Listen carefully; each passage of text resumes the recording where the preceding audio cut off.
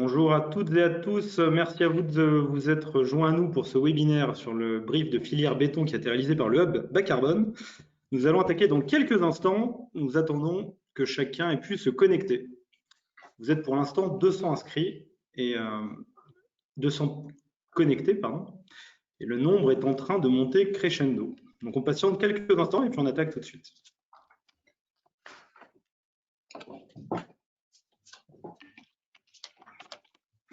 On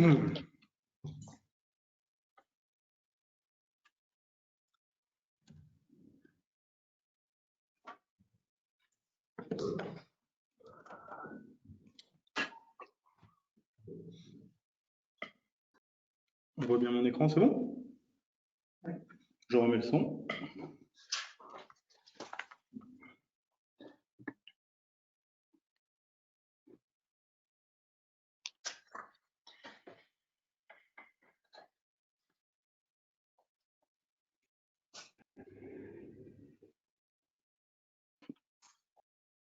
On a encore pas mal de gens qui arrivent. Tout à fait. Voilà. Là, ils peuvent se mettre devant, dans les rangs de devant. Il reste de la place devant. Oui, moi je me suis mis à côté du radiateur, mais... Ouais, tu as bien fait, ouais. Tant qu'il y a encore des radiateurs.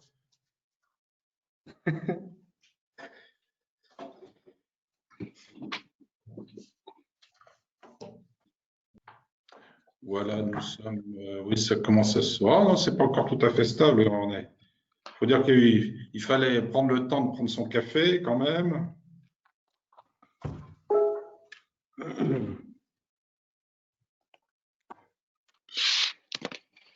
Voilà, bon.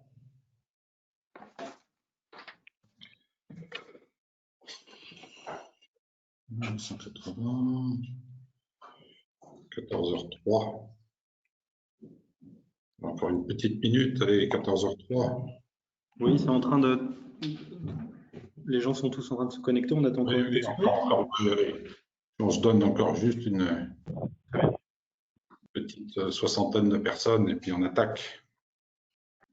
Et là, on commence à être à peu près 15 000, 16 000. Oui, c'est ça. Non, pas exactement, pas exactement. Nous sommes 300.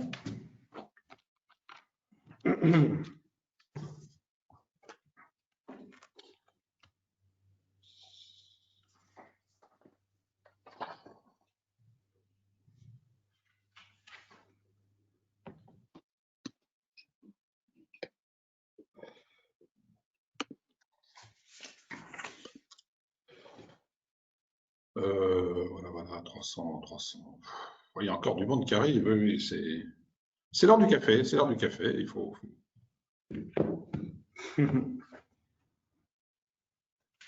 Voilà.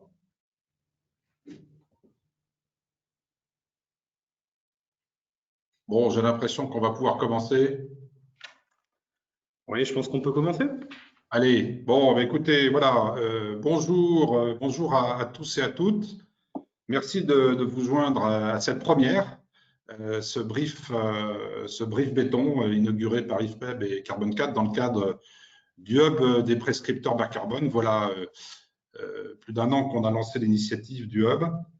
Et donc, on est en plein dans l'actualité, vous avez vu, parce qu'il y a une vraie accélération au plan politique et réglementaire sur nos sujets, avec cette réitération des engagements que vont provoquer la RE 2020, et puis donc les communications de la ministre sur ce thème récentes.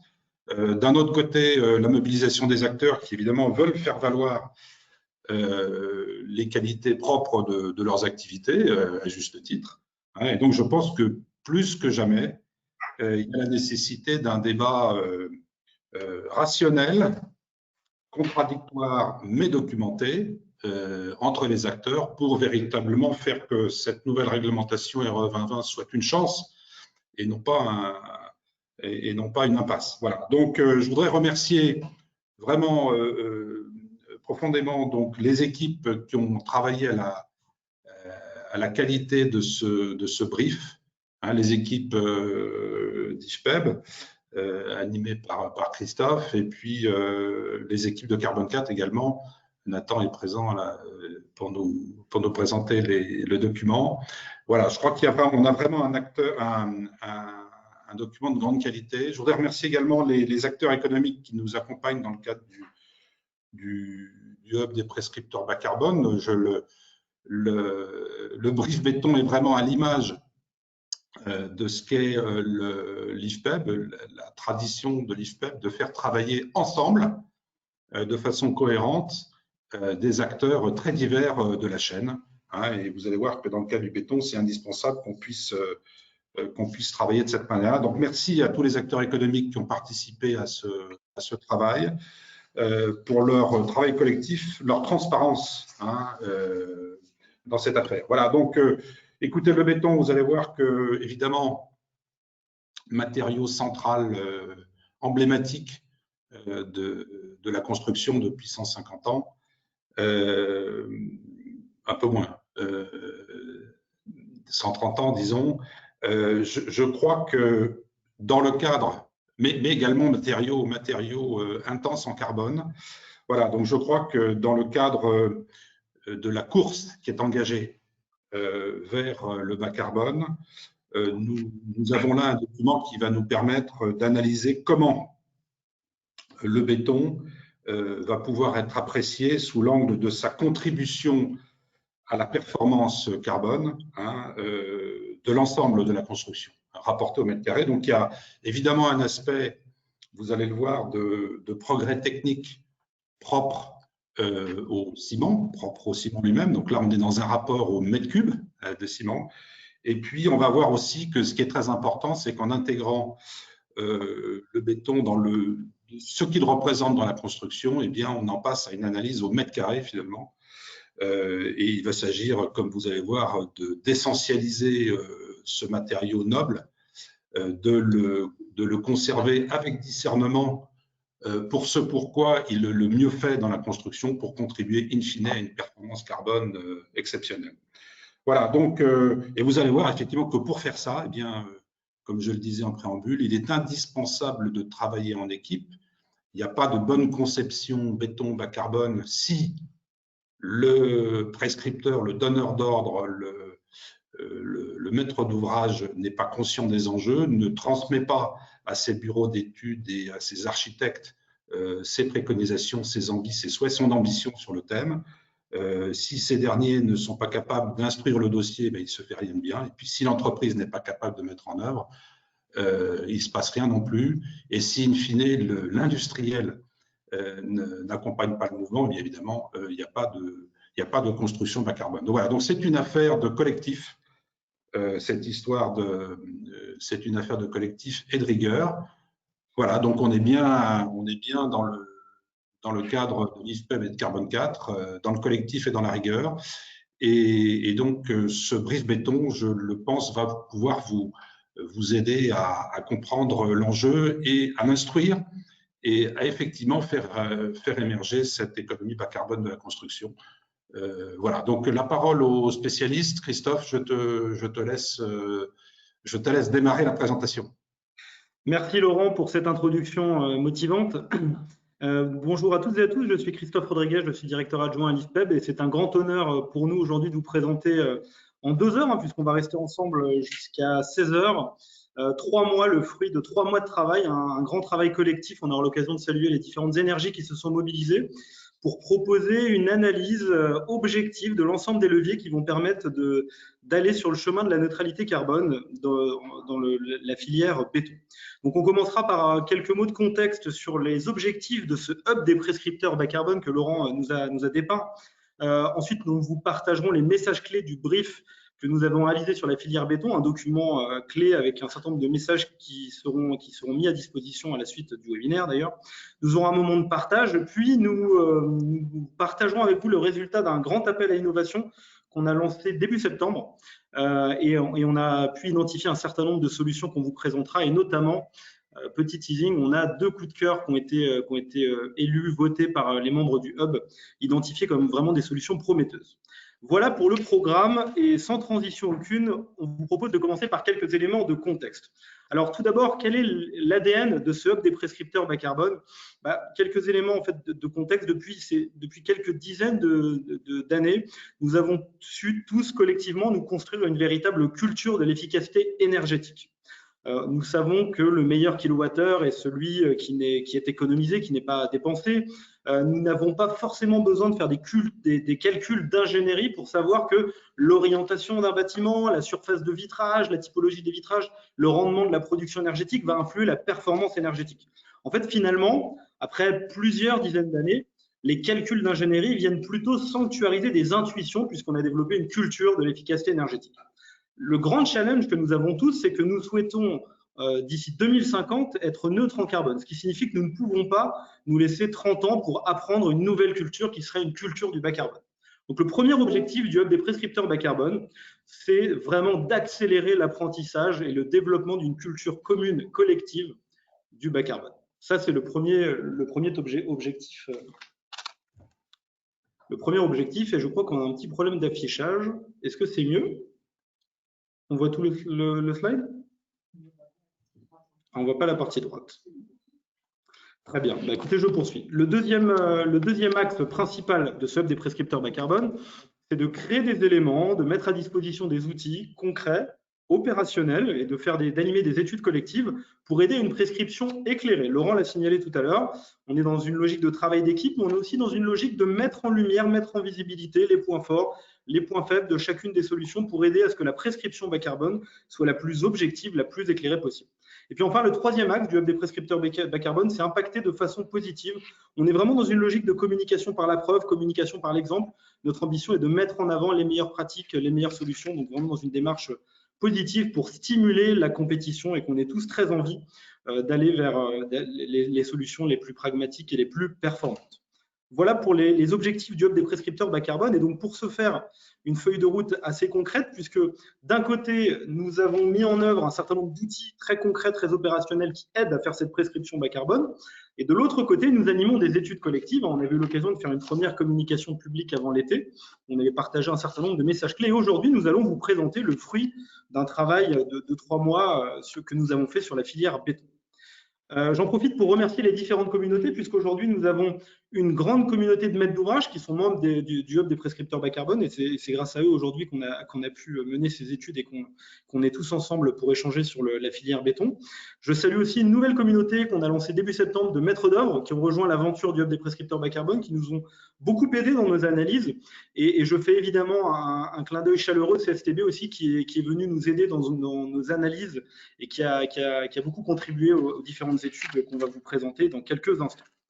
Voilà pour l'introduction. On vous propose de rentrer dans le vif du sujet. Tout d'abord, quelques mots sur l'équipe. Donc, aujourd'hui, j'ai avec moi Cécile Deloffre, qui est consultante impact environnementaux, qui va vous présenter le brief sur la filière béton. Bonjour à tous. Nous avons aussi Marie Hervier, qui est en stage chez nous, qui nous a aidés. Côté Carbone 4, l'équipe, c'est Romain Ledoux, qui est manager, Nathan Leverrier, qui est consultant, qui est avec nous. Nathan. Bonjour à toutes et tous. Et Juliette Sauret, qui est consultante de Carbone 4.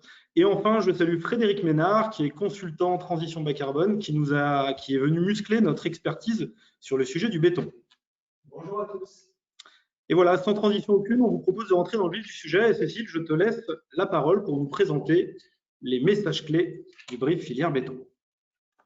Bonjour, donc nous allons effectivement passer au message clé du brief filière béton avec 4 grands temps. Un premier temps plus pédagogique pour comprendre qu'est-ce que le matériau béton et ses enjeux.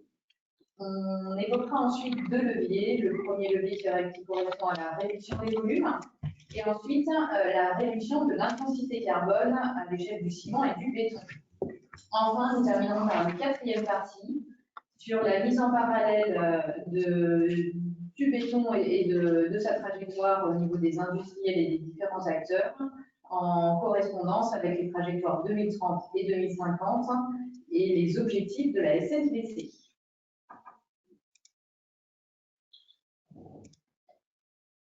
Pour commencer, déjà comprendre quelle est la part du béton dans la construction. Aujourd'hui, le béton est le mode constructif le plus représenté de loin, puisqu'il représente 74% pour les bureaux et 82% pour les logements collectifs. À l'échelle du bâtiment, il est également très présent, puisque 30% du bilan carbone est lié aux grosses œuvres, donc à l'infrastructure et à la superstructure, avec donc un impact et une intensité carbone qui est de l'ordre de 350 kg de CO2 par mètre carré pour le bureau et de 250 pour le logement collectif.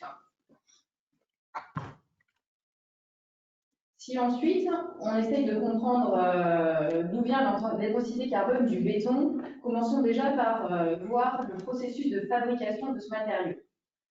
À la base, on a du calcaire et de l'argile. On m'entend pas très bien, je pense qu'il faut un tout petit peu se rapprocher. Alors attendez, vous m'entendez tout juste. Je me rapproche du micro en espérant que ce soit mieux. Parfait. Donc, le béton, il est constitué initialement, on a du calcaire et de l'argile, avec un processus de clinkérisation qui est fait à haute température, à 1450 degrés. On obtient un clinker. Le clinker est le principal constituant du ciment, auquel s'ajoute un peu de gypse. Et à partir du ciment, qui est le liant hydraulique, en lien de l'eau, des graviers, sable et adjuvants, on arrive à du béton.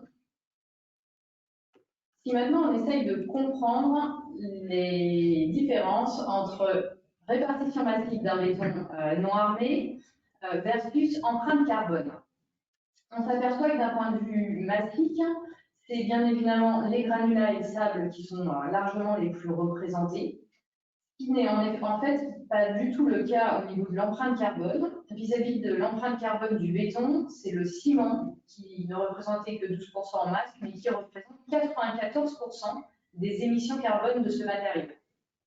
On arrive aujourd'hui en moyenne à 210 kg de CO2 par mètre cube pour un béton classique qu'on pourra réévoquer plus tard. Et ensuite, si on essaye de comprendre sur ce ciment d'où viennent les émissions carbone, on a 40% qui est à l'origine de l'énergie qui est nécessaire pour fabriquer le clinker que j'évoquais tout à l'heure. Donc une cuisson de très haute température avec une certaine durée qui implique des émissions carbone. Et les 60% restants sont liés à la décarbonisation du calcaire qui est un processus naturel. On s'aperçoit donc que c'est sur les ciments qu'il faut regarder de plus près pour pouvoir agir sur l'intensité carbone des bétons. Partons maintenant sur la question des ciments et une cartographie des différents ciments actuellement sur le marché ou à venir.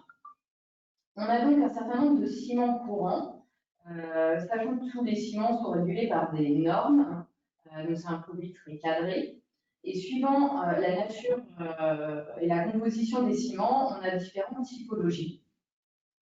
La composition et la part de clinker dans ces ciments influencent le type de ciment. Donc, le ciment le plus historique, c'est le ciment de Portland. C'est celui également qui a le plus de clinker, plus de 95%, et qui a donc également la plus forte émission carbone. Ensuite, on a des ciments qui sont composés avec des CM2, ciment Portland avec une part de substitution, des CM3 avec des ciments de haut fourneau où sont intégrés des laitiers, les CM4 avec les ciments pouzzolaniques et les CM5 qui sont des ciments composés. Vous apercevez que suivant la quantité de clinker et les substituants qu'on retrouve dans ces ciments, les intensités carbone sont donc assez variables. On a donc une grande variabilité de ciments sur le marché, sachant qu'ensuite s'ajoutent différentes formulations qui multiplient d'autant plus les possibilités pour obtenir les bétons.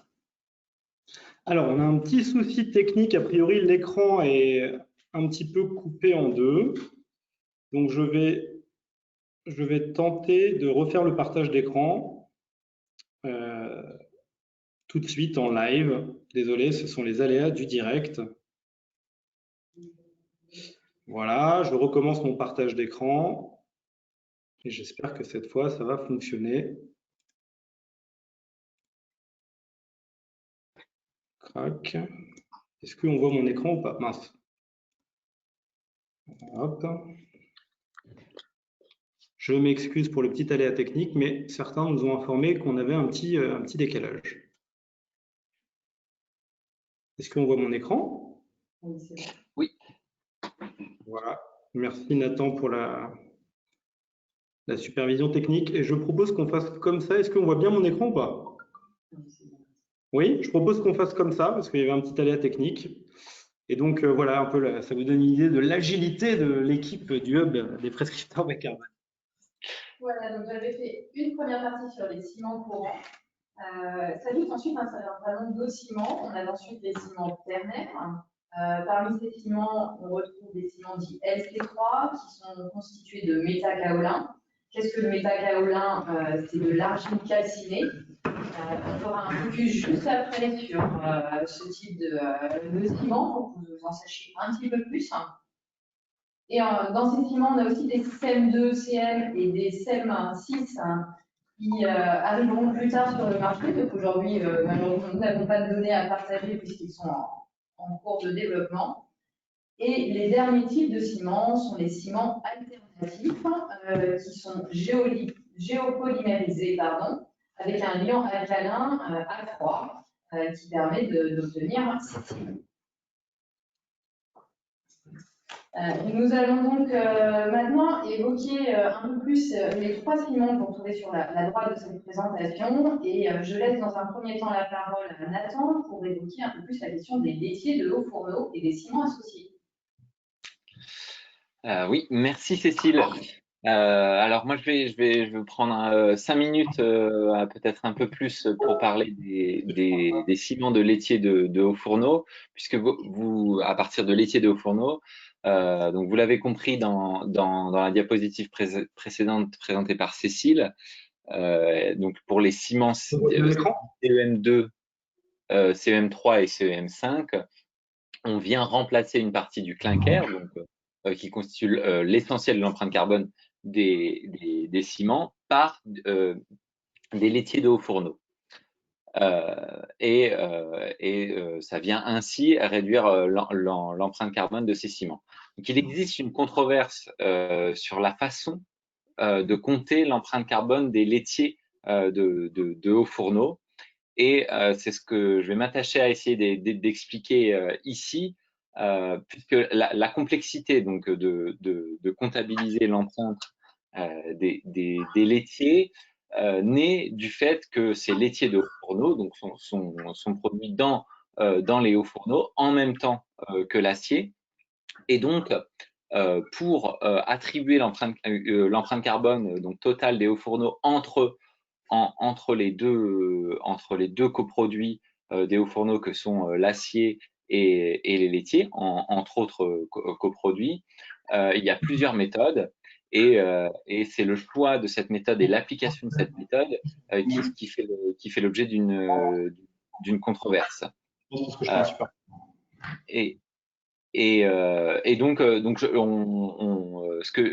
vais essayer de vous expliquer un peu les quatre grandes méthodologies principales pour vous expliquer pourquoi la plupart nous semblent non pertinentes et pourquoi l'allocation économique, qui nous semble la moins mauvaise, disons, est aujourd'hui mal appliquée et donc va venir sans doute un peu changer les résultats qu'on trouve aujourd'hui dans l'empreinte carbone des ciments. Donc sur la diapositive suivante, on retrouve les quatre méthodologies d'allocation. Donc ce sont les méthodologies qui sont recommandées par les normes d'ACV, donc d'analyse de cycle de vie pour réaliser l'empreinte carbone de produits de construction. La première, ce serait d'être capable de séparer le processus entre la production d'acier et la production de laitier. Là, ça nous paraît très compliqué puisque effectivement, voire impossible, puisque l'acier et le laitier sont produits en même temps dans un haut fourneau et surtout la performance carbone des hauts fourneaux et les quantités de laitier obtenues dépendent de la disponibilité des matières premières et de l'optimisation des coûts. Bref, il ne nous apparaît pas pertinent ou même possible de vraiment diviser le processus en deux. La deuxième méthodologie, elle est un peu complexe puisqu'elle vise à prendre les émissions totales produites par un haut fourneau et à attribuer pour un produit donné les gains carbone sur l'autre coproduit. Autrement dit, puisque c'est ce système qui est retenu par les aciéristes, on vient attribuer le gain par rapport à un ciment CEM1 au laitier de Haut-Fourneau. Donc ça vient un peu réduire l'empreinte carbone de l'acier. Dans le cas des laitiers. Cette méthodologie, elle nous paraît non pertinente pour deux raisons. Ça mélange les émissions induites et les émissions évitées. Et ça, on recommande de jamais le faire puisque dans un cas, c'est des émissions réelles et dans l'autre cas, c'est des émissions par rapport à une situation de référence. Et l'autre raison, c'est qu'il est impossible avec cette méthodologie d'utiliser en même temps deux coproduits, puisque dans ce cas-là, il y a bien un double compte des gains. Donc, avec cette méthodologie, il n'est pas possible d'avoir un système qui utilise en même temps du ciment et en même temps de l'acier, du ciment issu de laitier de Haut-Fourneau. Ensuite, il y a l'allocation massique. Et donc là où on viendrait attribuer les émissions totales du Haut-Fourneau en fonction de la masse des différents coproduits. Et cette méthodologie, elle nous apparaît assez incohérente et ne pas correspondre aux fonctions d'un Haut-Fourneau, puisque un Haut-Fourneau, il est bien construit et opéré pour produire de l'acier, et c'est bien ensuite une valorisation du sous-produit qu'on vient attribuer. Et donc, attribuer une part énorme des émissions du Haut-Fourneau nous paraît non pertinent, et surtout, on ne pourrait pas avoir cette méthode globalement pour toute la filière de l'acier. En tout cas, ça ferait des résultats aberrants, puisque par exemple, dans les autres, pour les autres procédés industriels de production d'acier, ça produit d'autres types de laitiers qui servent pour des granulats qui sont peu valorisés, disons-le, et dans ce cas-là, on viendrait attribuer une empreinte carbone très élevée pour du granulat. Donc, l'approche qui nous semble la moins mauvaise, c'est celle qui vise à attribuer les émissions des hauts-fourneaux en fonction de la valeur économique des différents coproduits. Donc, ça a l'avantage de correspondre aux fonctions des différents coproduits tels qu'ils sont valorisés par le marché. Et c'est donc cette méthodologie qui est aujourd'hui retenue par les cimentiers. Mais aujourd'hui, les cimentiers indiquent que le prix des laitiers serait négligeable face au prix de l'acier, si bien que l'empreinte des laitiers est prise à quasiment zéro.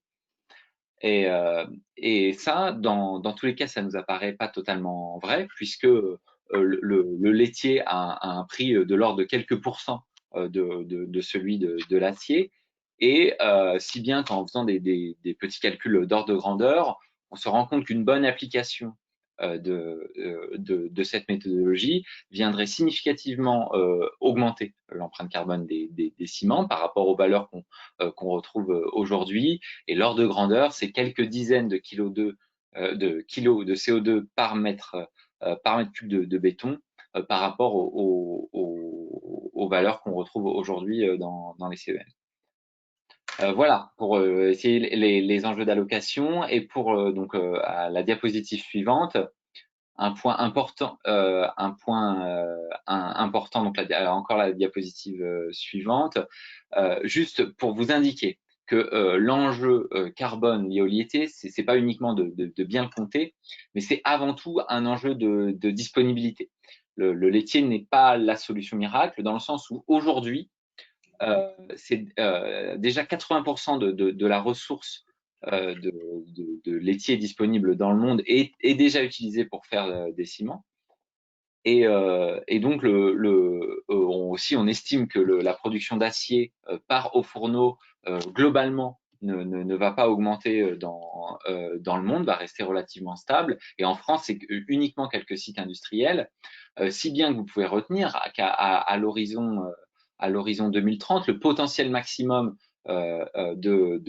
si on produisait tout le CN3 possible avec avec le laitier, ça ne pourrait représenter que 20% de la production totale de ciment telle qu'elle est prévue. Donc, un des enjeux principaux, c'est qu'il n'y aura pas de laitier pour tout, suffisant pour tous les ciments.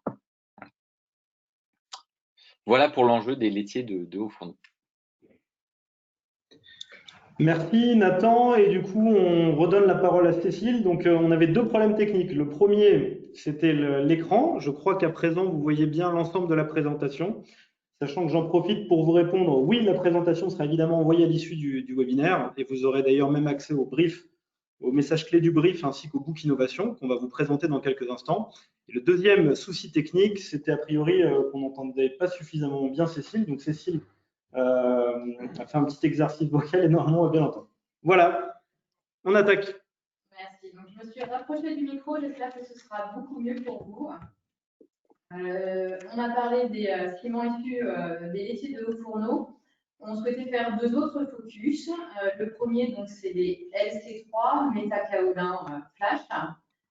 Donc, c'est des ciments qui sont issus d'un produit qui est de l'argile calcinée, qui permet de fabriquer le métakaolin.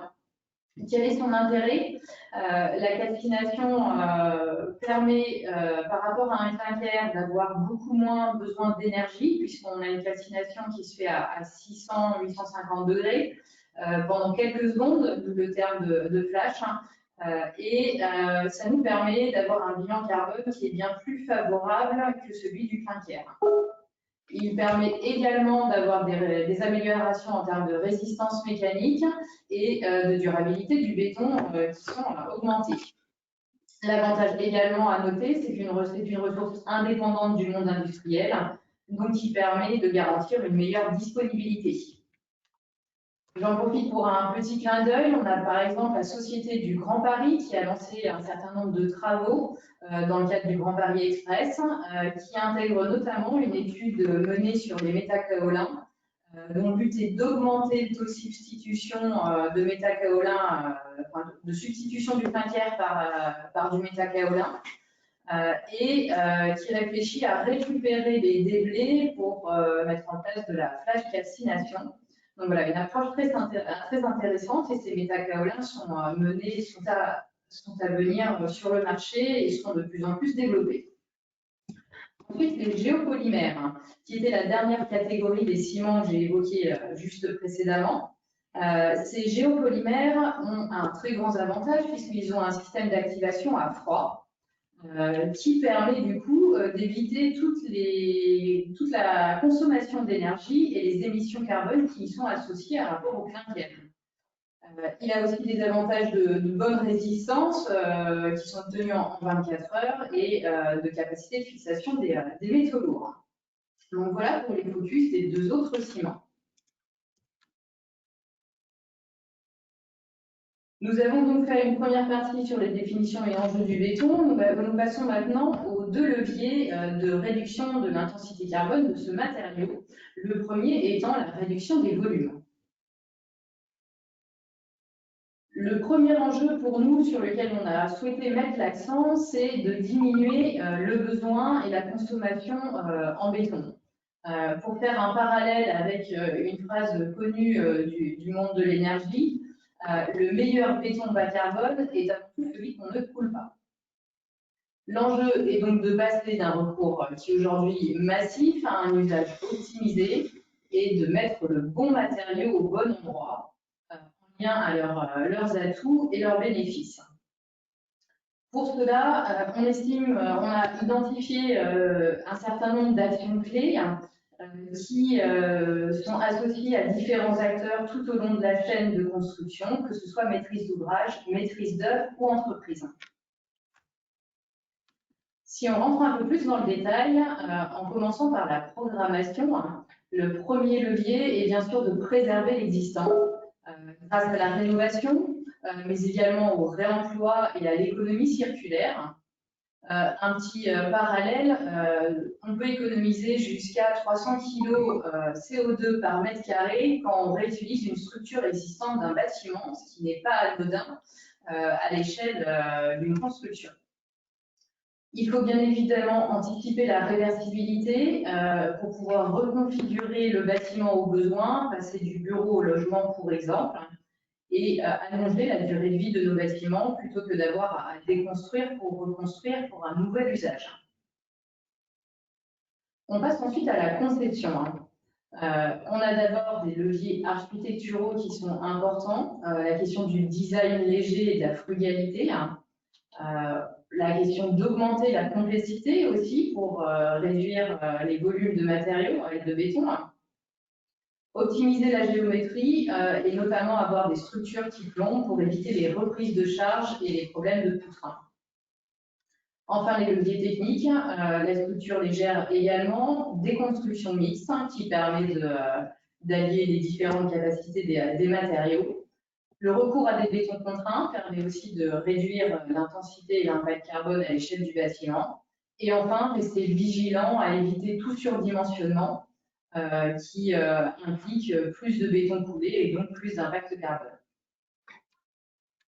On arrive ensuite à l'exécution avec les sujets d'optimisation de la matière, optimiser les dimensionnements et éviter les standardisations, mais plutôt arriver dans les spécifications de chaque élément constitutif. L'optimisation des toupies pour éviter les pertes sur chantier et la question de la réduction des déchets de chantier, bien évidemment. Et enfin, la question des méthodes de construction. La préfabrication hors site peut être intéressante. Toutefois, il faut rester vigilant que ce soit avec une utilisation de béton allégé en carbone, ce qui n'est pas le cas de toutes les préfabrications. Et il faut noter également que sur ce sujet, à ce jour, il y a très peu de données qui valident le bénéfice carbone pour la préfabrication. Voilà donc pour ce premier levier, réduire les volumes. Nous passons maintenant à la question de réduire l'intensité carbone du ciment et du béton, donc à l'échelle du matériau. Si on commence déjà à se rendre compte de tous les bétons qui existent sur le marché et en tout cas associés au type de ciment qui les constitue, on s'aperçoit qu'il y a une variabilité assez importante dans l'intensité carbone de chacun de ces bétons. Les bétons classiques sont donc, comme on l'évoquait tout à l'heure, autour des 210 kg de CO2 par mètre cube. Pardon. Et ensuite, ceux avec des composés et des substitutions permettent de diminuer fortement l'intensité carbone, sachant que les bétons qui ont la plus faible intensité à jour sont des bétons à base de ciment alternatif. À noter, une fois qu'on arrive à utiliser donc, ces bétons allégés en carbone, il faut avoir en tête que pour une grande partie, on a des contraintes et des enjeux opérationnels qu'il faut intégrer dès le début. Quand on a un impact et une réduction des émissions de CO2 de 0 à 30%, on est dans la norme. On estime qu'il n'y a donc pas de restrictions particulières. Entre 30 et 60%, on arrive à un certain nombre de restrictions d'usage. Et dès qu'on dépasse les 60%, on est alors dans un béton dit hors norme, un rapport à la EN 206, qui pose des problèmes de validation et implique en tout cas des recours à des ATEX notamment. Si je vais plus en détail dans les restrictions d'usage, les deux grandes restrictions d'usage sont d'une part la question de la température. Il faut avoir en tête qu'en dessous de 10 ou 5 degrés, les températures extérieures sont très basses et complexifient, voire rendent impossible l'usage des bétons allégés en carbone. L'autre aspect est le temps de séchage. Ces bétons allégés en carbone ont un temps de séchage plus long par rapport à un béton courant, qui peut être de l'ordre de 14 à 20 heures, voire plus de 40 heures pour certains. L'ensemble de ces deux contraintes nécessite des modifications et des adaptations. Le premier point correspond à une adaptation selon les éléments de structure. On s'aperçoit, pour exemple, qu'il est courant sur les chantiers d'avoir recours à des bétons allégés en carbone pour les verticaux, mais pour les horizontaux, cela devient plus compliqué pour une question de rotation de chantier. Enfin, il devient nécessaire d'adapter le type de béton selon la localisation de son utilisation. Les temps de séchage sont donc différents puisqu'on multiplie le type de béton. Ça nécessite plus d'ingénierie et une conduite de travaux également renforcée. Et enfin, la question de l'économie liée au coût de matière et au coût de main-d'œuvre que je vais développer dans la partie juste après. Les questions d'économie, c'est une vraie question. Les bétons allégés en carbone sont-ils ou non plus chers pour la construction? Il faut décorréler deux aspects. D'une part, la matière. Vous voyez sur ce graphique qu'un certain nombre de bétons dits allégés en carbone ont finalement une enveloppe budgétaire qui est relativement similaire à un ciment classique, donc un ciment CEM1 Portland. Et que dès qu'on arrive vers des ciments plus innovants, plus alternatifs, on a un coût de matière qui devient plus important. C'est à recroiser ensuite avec la deuxième partie, le coût matière plus mise en œuvre. Alors, malheureusement, on n'a pas réussi à obtenir le même graphique avec la mise en œuvre incluse. Toutefois, il faut garder en tête qu'en termes de répartition des coûts, la matière et le béton ne représentent que 16% et la main-d'œuvre 40%. On a noté juste avant qu'il y avait des contraintes opérationnelles de mise en œuvre. C'est ce qui explique notamment, ou en tout cas potentiellement, le surcoût des bétons allégés en carbone. Ce n'est pas forcément que la matière, mais c'est aussi la complexité sur chantier qui induit un surcoût. On peut imaginer donc qu'avec les évolutions et les organisations des entreprises en termes de pratique, on arrive petit à petit à réduire ces surcoûts des bétons allégés en carbone. Alors, j'en profite. Donc, c'est Christophe Rodriguez. Je reprends la parole quelques instants. Il y a de nombreuses questions qui sont posées. On aura un moment d'échange dans quelques instants. Et donc, notamment, il y a une question qui vient d'être posée sur pourquoi parle-t-on de béton allégé en carbone. Et donc, je fais une transition maladroite en disant, à vrai dire, dans le cadre du brief, on a fait un travail d'investigation pour essayer de comprendre cette appellation béton bas carbone. Et donc, en fait, on s'est aperçu que la notion de béton bas carbone n'a pas de normes spécifiques. Néanmoins, dans le cadre de la taxonomie verte européenne, que peut-être certains d'entre vous connaissent, qui est un système de classification qui est en train d'être mis en place pour classifier les activités économiques, pour finalement avoir une idée sur une activité économique du pourcentage de l'activité qui est vert ou qui ne l'est pas. Et donc, il y a un certain nombre d'indicateurs très concrets qui sont en train d'être mis en place. Et en l'occurrence, il y en a un qui a été mis en place pour le clinker, qu'on appelle le clinker vert, et un qui a été mis en place pour le ciment vert. Et donc, on est tous incollables maintenant sur le clinker, le ciment et le béton, puisqu'on a vu les petits camemberts tout à l'heure. Et donc, en fait, du clinker aboutit du ciment et du ciment aboutit du béton. Donc, on a les petits ratios en kilos de CO2 par tonne. Ce qui signifie qu'en fait, la taxonomie européenne dit, à partir du moment où on va utiliser un ciment dont l'intensité carbone est inférieure à 498 kg de CO2 par tonne de ciment, on peut considérer qu'on est sur un ciment qu'on pourrait appeler vert. Donc, si on prend un ratio d'environ 350 kg de ciment par mètre cube de béton, ce qui, j'en profite pour le signaler, c'est une hypothèse. Après, vous l'avez probablement compris en filigrane, mais le béton est un produit avec des dosages, des mélanges et des fabrications qui dépendent des contraintes d'utilisation. Mais ça donne un peu un ordre d'idée d'une intensité carbone d'un béton qui, d'après la taxonomie européenne, pourrait être assimilé à un béton vert.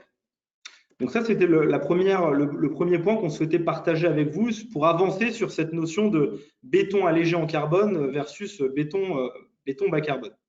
Et donc, on vous propose à présent, donc tout à l'heure, lors de la première partie, on a beaucoup échangé sur la définition, sur les enjeux, sur les ordres de grandeur, les chiffres clés. Ensuite, on a développé ensemble des pistes d'action pour réduire les volumes.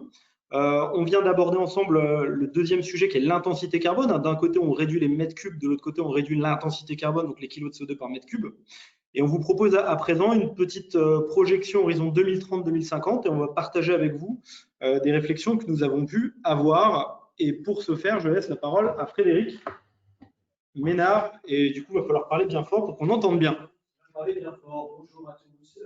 Alors, oui, comme le disait Christophe, qu'est-ce que ça va donner dans les chiffres? Bon, au niveau global, on a parlé du produit. Merci Christophe. On a parlé du produit, mais est-ce que ça va être du secteur d'activité? Donc, avant de vous présenter, page d'après, un graphe avec la tendance que doit suivre le secteur industriel du ciment par rapport à la SNBC, on va regarder les leviers sur lesquels on peut jouer. Et cela a été travaillé notamment dans le plan de transition sectorielle de l'industrie cimentière, qui a été paru en première version cet été, en juillet 2020, travaillé sous l'égide de l'ADEME, qui a travaillé avec les industriels et les différentes parties prenantes. Dans cette vision liée à la SNBC, eh bien, on a des leviers qui sont de l'ordre de l'industrie, du ciment. Donc, ils sont indiqués ici. Vous pouvez jouer sur un scénario lié à la demande. Est-ce que la demande, on est sur une demande croissante pour aller jusque SNBC de 2050, une demande croissante en logement, en construction, etc. On considère que c'est à la baisse. Et ensuite, on a des leviers qui sont davantage des leviers techniques. L'upgrading, la rénovation des usines, travailler sur le mix thermique en augmentation du taux de substitution moyen pour faire le mix énergétique. Le taux de clinker, on en a beaucoup parlé, on a parlé des différents types de ciments qui étaient utilisés, dont certains nouveaux étaient fortement décarbonés par rapport au CM1. Encore faut-il que ces ciments soient vendus, soient mis en œuvre sur les chantiers pour qu'ils représentent une part importante et donc jouent dans l'ensemble des réductions de CO2. Des technologies incrémentales et enfin un point sur la CSC. Et un point sur la CSC, donc CSC, captage et stockage géologique du carbone, ou en anglais, carbone capture and storage. Alors, c'est une technologie qui est déjà mature, qui est utilisée depuis une trentaine d'années, notamment dans l'industrie et l'exploitation pétrolière. Maintenant, comme on l'indique ici, c'est un très grand défi technico-économique parce que industriellement, ça n'existe pas encore en France. Et puis se pose la question de quel est le potentiel adressable, si on voulait le considérer comme un marché. Quel marché peut prendre cette technologie pour contribuer à réduire les émissions de CO2 et à les stocker? Et enfin, c'est un défi social, voire même sociétal, puisque dans certains pays du Nord où il y a eu des expérimentations, il y a une acceptation sociétale qui est pas encore complètement là. Il y a beaucoup de questions sur ces technologies. Donc, ce que ça donne, voilà, merci Christophe. Dernier point sur la partie des trajectoires. Aujourd'hui, en France, c'est à peu près une production de 16,5 millions de tonnes de ciment. Et en faisant le solde import et export, on rajoute 2 millions de tonnes, on est à 18 millions et demi de tonnes. Ces 18 millions et demi de tonnes de ciment produits émettent environ 10 millions de tonnes de CO2 équivalent. Bon, vous voyez, on a parlé tout à l'heure des taux d'empreinte carbone des ciments et des bétons. On a parlé à la tonne de ciment, on a parlé au mètre cube. Là, on parle en valeur absolue, puisque l'enjeu de la SNBC est de baisser avec la neutralité carbone pour 2050 et pour l'industrie de faire moins 81%, faire un atterrissage ici autour de 2 millions de tonnes. Les différents leviers que je vous ai présentés juste page d'avant, bien vous voyez, nous font arriver au-dessus de 4 millions, 4 millions et demi, presque 5 millions de tonnes de CO2. Donc c'est un objectif, et ce n'est pas un objectif, c'est vraiment quelque chose qu'il faut atteindre. Il ne faut pas le dépasser, il faut faire bien en dessous. Quand il faut faire 2 millions, il faut viser les 2 millions. Et là, on voit qu'on ne l'atteint pas, malgré ces technologies de CSC, qui ne sont pas que des sujets industriels ou économiques, ce sont également des sujets de disponibilité des lieux de stockage. Et en France, le potentiel vraiment sur lequel on peut faire du stockage géologique, c'est que sur 3 zones en France, c'est une capacité maximale, et ça aussi c'est un rapport de l'ADEME qui a été publié cet été, c'est une possibilité de stocker 24 millions de tonnes par an, et pour l'industrie du ciment, environ 2,5 millions de potentiel de captage de CO2. Donc on voit que de toute façon, on ne peut pas atteindre cette décarbonation qui est nécessaire si on veut lutter contre le réchauffement climatique. Voilà, très bien, merci. Je repasse la parole à Christophe. Merci. Certains d'entre vous signalent qu'au niveau sonore, c'est pas toujours très confortable, donc on s'en excuse et on sera vigilant pour le prochain brief. C'est promis, on entendra beaucoup mieux. Mais du coup, j'en profite pour faire un teasing. Il y aura d'autres briefs. Donc là, on a pu partager avec vous. D'ailleurs, j'en profite pour remercier du coup l'ADEME avec qui on a pu échanger dans le cadre des travaux qu'ils animent sur les plans de transition sectorielle. Et donc ça nous a beaucoup inspiré dans nos travaux. Et en fait, on s'est posé la question. Bon, vous l'avez compris, hein, on a pu cartographier un certain nombre de leviers d'action qui permettent de diminuer au final l'empreinte carbone du lot béton, avec les volumes d'un côté et l'intensité carbone de l'autre. Et on s'est dit finalement, si on souhaitait partager collectivement une définition d'un béton dit bas carbone, quelle pourrait être l'approche? Et donc, on a raisonné de la façon suivante. On est d'abord parti d'une valeur moyenne de 200 kg de CO2 par mètre cube de béton, qui est une valeur moyenne qu'on a pu recroiser, qui est couramment acceptée par la profession, qui est une valeur moyenne aujourd'hui du béton qui est mis en œuvre, qui est d'ailleurs équivalent à un CM2.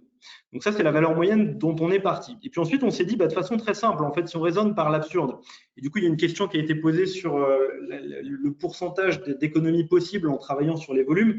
En fait, c'est assez difficile aujourd'hui d'aboutir à un chiffre de diminution de volume. Donc, on a fait un raisonnement par l'absurde. On s'est dit, imaginons qu'on n'ait pas de diminution de volume, quelle serait une définition, un seuil de béton qui s'inscrirait dans une trajectoire de neutralité carbone. Et donc, l'idée, ce serait un peu comme de raisonner sur des millésimes. Donc, par exemple, si on prend une intensité carbone d'un béton qui est moins 35% par rapport à la valeur moyenne de 210 kg de CO2 par mètre cube, quelque part, on est dans une trajectoire SNBC puisque les objectifs SNBC sont moins 35% de carbone horizon 2030. Donc, lorsqu'on met en œuvre un béton avec une intensité carbone qui est inférieure à 135 kg de CO2 par mètre cube, on peut considérer que dans un scénario à isovolume, on s'inscrit dans une trajectoire SNBC. Et si on tire ce raisonnement, du coup, qui frôle presque un raisonnement par l'absurde, hein, puisqu'on part du postulat qu'il n'y aurait aucune diminution de volume, on arriverait à 40 kg de CO2 par mètre cube. Donc on voit bien, et d'ailleurs à gauche, on vous a mis la cartographie des différents bétons, courants, coproduits, ciments alternatifs. On voit bien que autant sur un millésime 2030 avec une intensité carbone de 135 kg de CO2 par mètre cube, il existe des solutions qu'on a pu lister tout à l'heure, et puis on en verra d'autres tout à l'heure dans le cadre de l'appel à l'innovation. Par contre, lorsqu'on se projette Horizon 2050, on recoupe avec les scénarios qui ont été présentés dans le cadre du plan de transition sectorielle, c'est-à-dire qu'aujourd'hui, nous n'avons pas sur étagère des solutions qui vont permettre de réussir la SNBC. Donc, clairement, cette trajectoire de neutralité carbone, elle nécessitera d'aller au-delà de l'amélioration continue et on aura très certainement de véritables ruptures dans les pratiques qui devront être mises en œuvre. Voilà pour l'exercice des trajectoires horizon 2030-2050. Et du coup, peut-être une synthèse de l'ensemble du travail que nous avons pu faire, parce qu'il y a beaucoup de questions et je pense que ça aurait été sympathique qu'on puisse en répondre à quelques-unes. D'ailleurs, merci à vous parce qu'il y a beaucoup d'énergie positive là, qui est dépensée sur le chat pour poser des questions. On avait envie de partager avec vous finalement 4 grands messages, 4 grands enseignements. Vous l'avez compris, ce brief béton, en plus d'être un document qu'on avait à cœur de mettre à la disposition de l'ensemble de la profession, c'était principalement une étude collective qu'on a faite en réalisant des interviews avec des industriels, des entreprises générales et puis en travaillant avec les communautés du hub. Donc déjà, un grand merci à l'ensemble des contributeurs qui nous ont permis d'arriver à l'ensemble des messages qu'on a pu partager. On avait envie de partager avec vous 4 messages. Le premier, c'est qu'on se rend compte que l'une des clés fondamentales pour réussir la neutralité carbone, ce sera d'une part la frugalité, mais aussi l'association de bouquets de matériaux. On pense, et c'est ce qu'on a pu voir dans le cadre du brief qu'on a fait sur la filière béton, que nous n'aurons pas un matériau qui ressortira comme le matériau incontournable, mais qu'en fait, on va essentialiser la matière et que chaque matériau aura une carte à jouer, aura des atouts. Et on l'espère, on essaie de le mettre en tout cas en lumière et en relief dans le cadre de ce brief sur la filière béton. Le deuxième message clé, c'est qu'on l'a vu, tout le monde a des clés, en fait. Tout le monde dispose de leviers très concrets pour permettre de projeter le monde du bâtiment dans un objectif de neutralité carbone.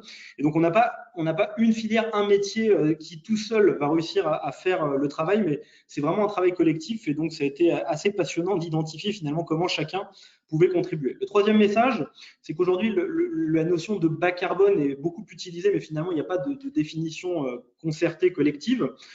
Et donc, on s'est permis de faire des propositions de définition de béton bas carbone qui pourraient être compatibles à une stratégie à la SNBC. Et puis le dernier message, vous l'avez vu, on n'y revient pas, mais il y a beaucoup d'enjeux de double comptabilité parce que ce qui est toujours difficile, c'est de se mettre au-dessus de la mêlée des différentes filières et puis on s'aperçoit qu'il y a des arbitrages méthodologiques à faire. On essaie de vraiment faire un travail pédagogique d'éclaircissement, de clarification. On espère que ce travail était utile pour que chacun comprenne ces enjeux d'allocation et de comptabilité carbone. Mais on s'est aussi aperçu en creusant le sujet des laitiers de hauts fourneaux, qui a fait beaucoup couler d'encre, qu'il n'y avait pas que la comptabilité carbone et que c'était toujours très important avec cet ADN du hub des prescripteurs bas carbone d'analyser les sujets de façon objective. Et on n'a pas que le sujet de la comptabilité carbone, mais il faut aussi regarder les sujets de disponibilité, de ressources, de pérennité. Et donc au final, on vous a proposé un schéma qui est un peu la synthèse de l'ensemble des travaux qu'on a pu faire.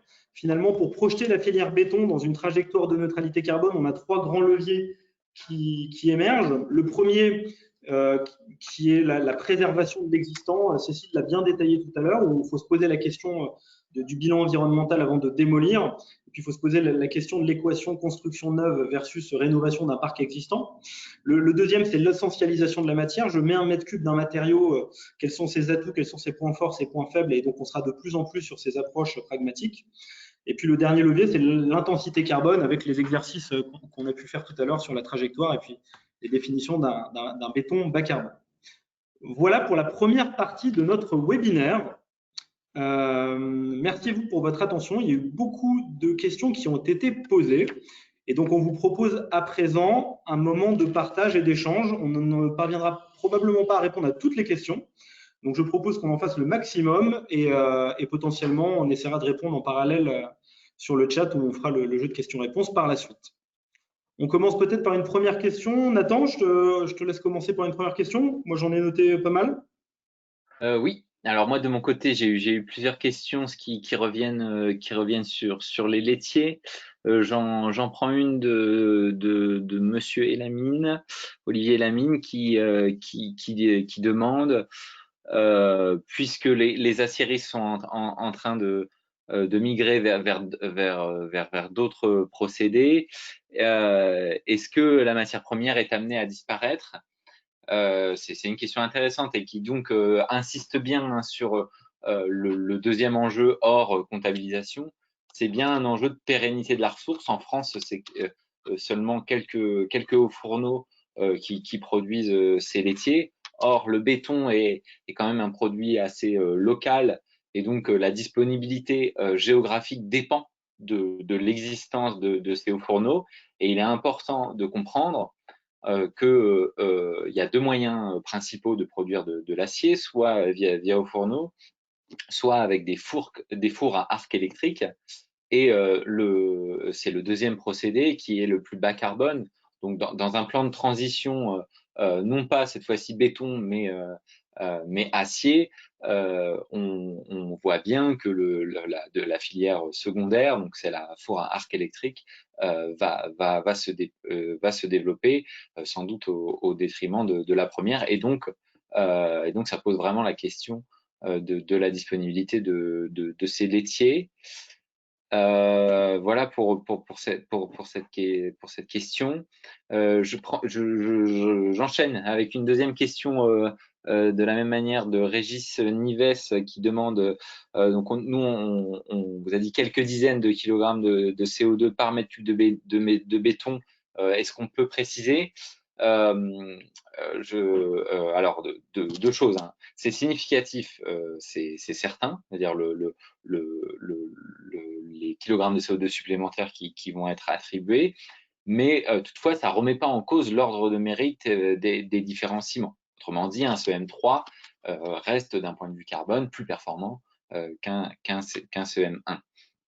La raison pour laquelle on ne donne pas de chiffre précis, c'est que ce calcul, vous comprenez bien, il est très sensible aux hypothèses de coût, aux données précises de production, de masse, donc des masses de laitier par rapport aux masses d'acier en fonction des aciéries. Et le résultat dépend énormément de ces hypothèses. Et donc, il faut faire un travail très sérieux qui est très laborieux et qui à notre connaissance, est en train d'être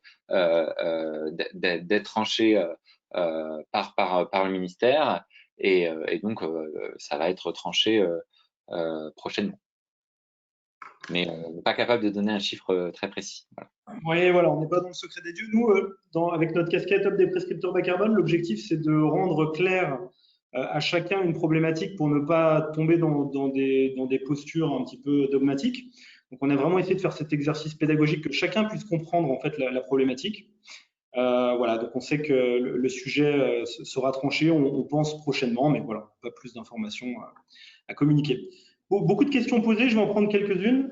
Donc, il y a des questions posées notamment sur la quantification des gains, justement sur les économies de béton, où on a donné quelques leviers en fait pour essentialiser et préserver. Donc, il est vrai que nous n'avons pas réussi à obtenir de chiffres précis. On a encore d'ailleurs des travaux en cours sur le sujet, mais c'est assez difficile. C'est pour ça qu'on vous a proposé différentes approches. La première, c'est que Frédéric, tout à l'heure, vous a présenté le travail qui a été fait par l'ADEME dans le cadre du plan de transition sectorielle. Où on voit bien qu'en cartographiant un certain nombre de leviers techniques, technologiques, in fine, si on veut arriver au bout, la dernière action reste l'économie de matière, et on a un ordre de grandeur qui est divisé par 2. Donc ça, c'est déjà un premier signal faible de l'effort qu'il y aura à faire.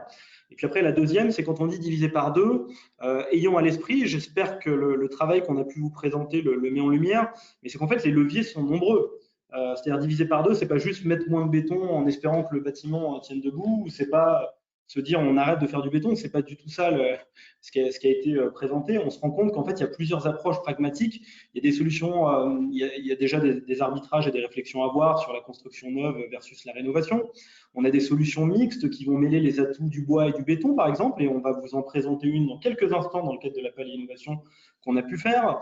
On a aussi des ciments avec des intensités carbone très sympathiques. Et d'ailleurs, il y a des questions qui ont été posées sur la fiabilisation des solutions à base de géopolymères, et on va vous y répondre dans quelques instants quand on va aborder le sujet des innovations. Donc en fait, a-t-on réussi à cartographier exactement le chiffre de l'économie en mètres cubes en fonction des actions? Non, on vous a donné des ordres de grandeur et des ratios, mais on n'a pas pu avoir un chiffre global. Néanmoins, les pistes sont assez nombreuses, et tout à l'heure, quand on va parler de l'innovation, moi je crois fort que l'innovation sera un moteur de progrès assez important pour qu'on réussisse la neutralité carbone. Vous le verrez tout à l'heure, les innovations sont assez inspirantes et répondent à pas mal de sujets. Dans les autres questions qui sont posées, il y en a une qui a été posée sur est-il prévu de réaliser ce type de brief, ces analyses de filières sur d'autres filières? Donc la réponse est oui. On a une feuille de route qu'on co-construit avec les différentes communautés du Hub, et le prochain brief sur lequel nous allons travailler sera les biosourcés, où on va s'intéresser au sujet des biosourcés.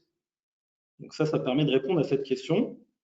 On avait aussi une question qui avait été posée sur béton versus béton armé, parce qu'on a donné un certain nombre de chiffres sur le béton. Nathan ou Cécile, éventuellement, est-ce que vous souhaitez apporter quelques compléments? Oui, moi je peux apporter quelques compléments. Donc dans un béton armé, l'empreinte carbone va être liée d'une part au béton et d'autre part donc à l'acier. Et donc l'empreinte d'un béton armé va varier de façon importante selon la quantité d'acier, donc selon la quantité d'armature qu'on met dans un béton armé. Et l'ordre de grandeur qu'on peut retenir, c'est un béton armé va être entre 20 et 40% plus carboné qu'un béton non armé. Voilà, pour le même type de ciment. D'accord, très bien. On va être un peu court en termes de timing. Est-ce qu'on prend une dernière question? Il a été évoqué notamment la question des bétons biosourcés. Alors bien évidemment, les bétons biosourcés sont intéressants. Dans le brief version intégrale qui est disponible aux membres du Hub, on a évoqué cet aspect. Toutefois, dès qu'on parle de béton biosourcé, on est entre le béton et les biosourcés. Donc c'est peut-être plus dans le cadre d'un brief de filière biosourcée que sera précisé les avantages et inconvénients de ce type de matériaux. Il a été également posé la question du sable. Le sable, est-ce que ça a un intérêt ou pas? Alors, effectivement, nous, on est cadré sur le sujet du carbone. Donc, vis-à-vis du carbone, comme on l'évoquait, c'est vraiment le ciment qui a un impact important. et le sable, lui, a un impact plus mineur. Toutefois, il faut garder en tête que pour le sable, il existe un sujet qui est la gestion de la ressource, un certain nombre d'acteurs actifs des leviers pour essayer de diminuer l'impact de cette réduction des ressources. Mais voilà, on n'est plus tout à fait sur le même type d'impact et ça n'a donc pas été traité plus en détail dans le brief béton. Ok, très bien. Il y a encore beaucoup de questions. Je sais que c'est très frustrant, mais on ne va pas réussir à répondre à toutes les questions. Donc, on va essayer de le faire au fil de l'eau pendant le reste du webinaire. Sinon, on essaiera de faire l'exercice des questions-réponses globales. Merci à vous parce qu'il y en a beaucoup qui sont très pointus et vraiment désolé de ne pas réussir à répondre à toutes. Mais on vous propose à présent de basculer sur l'appel à innovation, qui est un travail de fond qu'on a fait depuis début septembre et dans lequel je pense qu'on va répondre à certaines de vos questions parce qu'il me semble qu'il y aura des traits d'union intéressants qui pourront être faits. Donc, on vous propose de poursuivre. Donc, on attaque le book innovation. Et du coup, je te laisse le garder, comme ça, les gens entendent mieux, c'est plus simple. J'essaie de le rapprocher. Donc, nous allons présenter maintenant le book innovation. Donc, ce book est issu d'un appel à innovation qui a été lancé en septembre. Vous allez voir sur la prochaine slide le déroulé. Donc, l'appel à l'innovation lancé en septembre sur la question de filière béton, l'objectif était de pouvoir recenser les innovations et donc des solutions qui existent actuellement ou plus exactement qui arrivent sur le marché.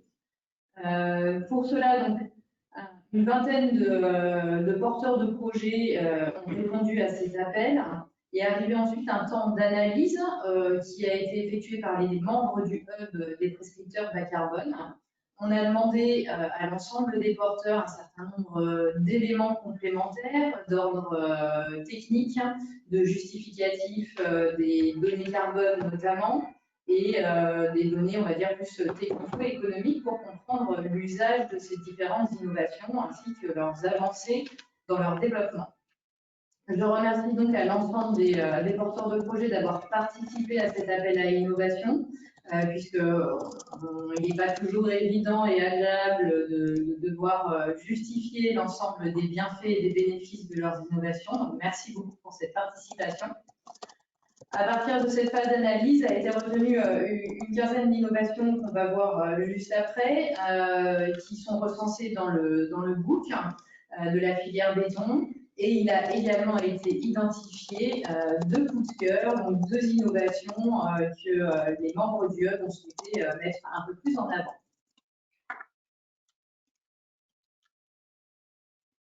Nous arrivons donc au panorama des différentes innovations qu'on a reclassifiées selon notamment les axes et les leviers d'optimisation du béton qu'on a intégrés au sein du brief. Donc, le premier axe qui correspond à optimiser les volumes, on retrouve dans celui-ci, d'une part, le sujet de la mixité des matériaux, avec notamment le plancher bois-béton en préfabriqué de GA Smart Building. Ils n'entendent pas bien. C'est bon, je peux y aller. Voilà, vous m'entendez mieux. Un peu C'est bon. le plancher bois-béton. Ensuite, des innovations liées au recyclage et à la valorisation. Granudem, notamment pour des granulats recyclés de la société Poulard. Et une autre innovation, le fossilisateur, qui est basé sur du recyclage de déchets industriels ou ménagers. J'en profite d'ailleurs pour préciser que toutes les innovations qui sont en gras bleu foncé correspondent à des innovations qui ont un prototype réalisé dans un environnement opérationnel, donc le fameux TRL6, tandis que les autres innovations en bleu clair sont des innovations qui sont plus en amont dans le processus et donc sans démonstrateur. Si je reprends le déroulé, donc on a parlé de mixité de matériaux, recyclage et valorisation. Ensuite vient la réduction de la matière. Deux innovations vraiment en phase amont sur la possibilité d'avoir des structures alvéolaires pour varier la densité et économiser de la matière avec modulatio. Et du béton bas carbone 3D béton qui correspond à la capacité de faire des formulations sur site directement pour adapter au mieux la formulation du béton aux besoins de la construction. La deuxième partie maintenant, réduire l'intensité. Sur ce volet-là, on retrouve des innovations qui travaillent vraiment à l'échelle du matériau. Donc on a d'une part les géopolymères, qu'on a précédemment cités, avec les nouveaux bétons HUAKR et HPBA de HGCT. Ensuite, la question des métacaolins, avec deux porteurs qui travaillent sur ce sujet, FuturSem avec TTD France et la biaddition avec Colas, c'est un ensemble d'acteurs associés. Le stockage qui est porté là par Carbone Cure, qui est un stockage qui est vraiment proposé à l'échelle du matériau, donc dans le processus de fabrication du ciment et du béton, on réinjecte du carbone issu d'industrie. Des ciments composés avec pour 2170 un ciment qui est composé de calcaire micronisé qui permet de réduire l'impact carbone de ce ciment.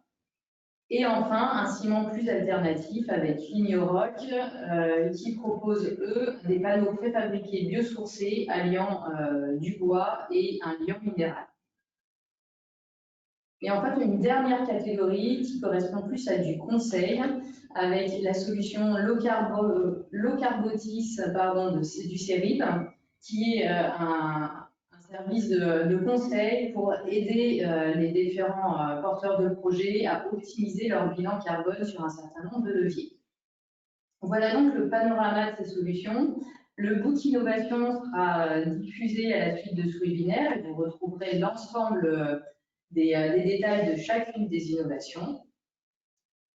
Et nous allons bientôt pouvoir vous dévoiler les deux coups de cœur qui ont été nommés par le Hub des prescripteurs bas carbone. Attention, et voilà donc deux coups de cœur. Le premier qui correspond à la thématique optimiser les volumes et la mixité de matériaux avec le plancher bois-béton hors site proposé par GA Smart Building. Et ensuite, le deuxième coup de cœur, réduire l'intensité avec des géopolymères. C'est les ciments alternatifs sans clinker de HGCT qui travaillent sur cette innovation. Les deux porteurs de projet vont pouvoir maintenant vous présenter plus en détail les innovations. Et je remercie dans un premier temps David Elbel de GA Smart Building pour nous présenter son innovation. Qui est avec nous normalement. David. Bonjour à tous. Est-ce que vous m'entendez? Très bien, oui, merci David. Alors bonjour à toutes et à tous, David Elbel, directeur technique solutions bas carbone dans le groupe GA. Nous sommes honorés d'avoir retenu l'attention du Hub avec ce développement du groupe GA et ce plancher. Est-ce qu'on avait des slides? C'est le moment de les passer ou... Ah, voilà. Je les passe, David. Comment? Je m'en occupe, David. Juste vous me signaler quand je la passe au slide d'après. Ouais, je vous ferai un petit signe. Ok, ça marche. Parfait. Un petit mot sur GA. Créé en 1875, nous sommes une entreprise de construction et de promotion immobilière dans le secteur tertiaire. C'est-à-dire que nous concevons et réalisons des bâtiments de bureaux et des bâtiments industriels. Nos particularités, nous intégrons toute la chaîne de valeur, c'est-à-dire promoteurs, concepteurs, constructeurs et industriels. Voilà. On a plusieurs sites industriels qui sont à la disposition pour développer notre modèle. Et cette chaîne de valeur nous permet de promouvoir le modèle hors site. Depuis les années 60, déjà, GA préfabrique et assemble des bâtiments, les préfabrique en usine et les assemble sur site.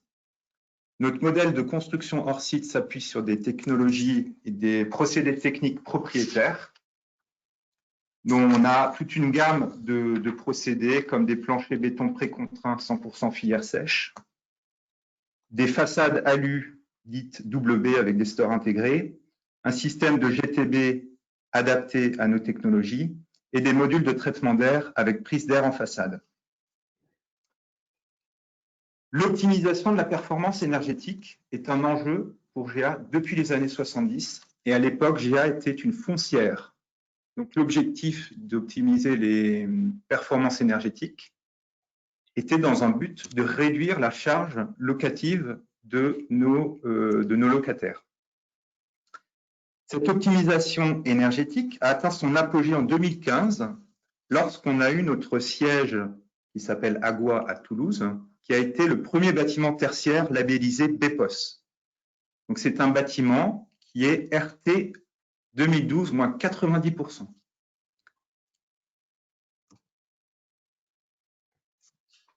Depuis, on peut passer à la slide d'après, voilà. Donc depuis 2018, donc on a atteint une maturité au niveau de l'optimisation énergétique et depuis 2018, le groupe travaille sur l'indicateur carbone.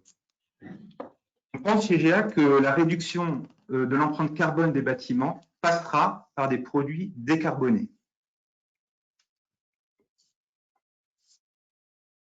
Pour vous donner un ordre de grandeur, la superstructure d'un bâtiment GA, d'un bâtiment type Safran Malakoff par exemple, que nous sommes en train de construire, nous sommes en phase gros œuvre à Malakoff qui a 25 000 m² de surface. Donc un bâtiment type GA pèse 22%, le poids carbone c'est 22% pour la superstructure.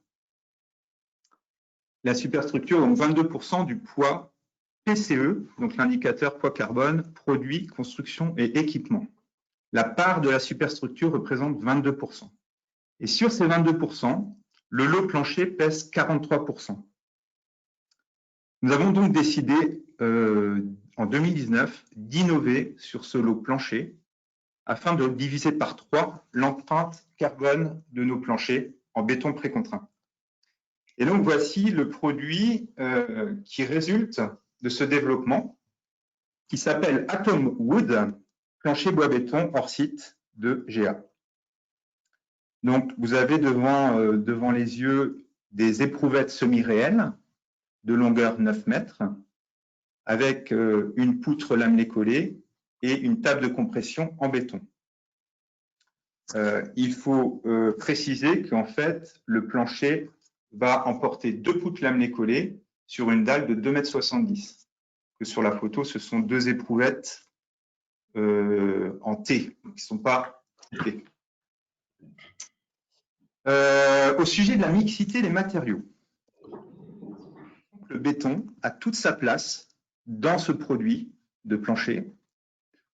Pour des raisons assez pragmatiques, il assure un excellent coupe-feu entre les niveaux et la masse du béton va permettre d'avoir une bonne performance acoustique.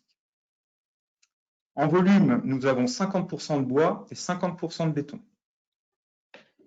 Les atouts, un bilan carbone, une empreinte carbone très très basse, donc 33 kg de CO2 au mètre carré pour une portée de 9 mètres.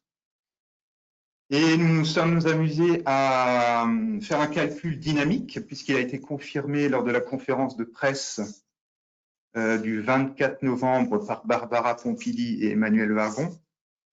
Et un calcul dynamique, un calcul ACV dit dynamique avec les pondérations actuelles données par le ministère, nous donnerait un poids carbone de 12 kg de CO2 au mètre carré. Les autres atouts, filière sèche, donc on est conforme à notre modèle qui consiste à poser des éléments à préfabriquer et à assembler sur site, et valorisation de la filière bois française en commandant et en créant des partenariats avec des lamellistes français. Notre objectif, structure, c'est d'accéder aux portées de 9 jusqu'à 11 mètres. ce qui correspond à notre trame des axes CGA, qui permet d'offrir un plateau conforme aux besoins de nos utilisateurs, avec une seule file de poteaux. Et donc, on va pouvoir voir sur la slide prochaine, l'intégration de ce plancher mixte dans un environnement de bureau. Voilà. Donc là, on a l'aménagement et disons l'aspect visuel qu'on pourra avoir avec ce plancher. Le calendrier, donc nous sommes en développement. Semaine 52, en fin d'année, nous avons un essai feu au CERIB. Début 2021, des essais complémentaires mécaniques, notamment au FCBA à Bordeaux. Notre objectif, c'est de déposer le dossier d'avis technique, avis technique expérimental KA au CSTP pour l'été 2021.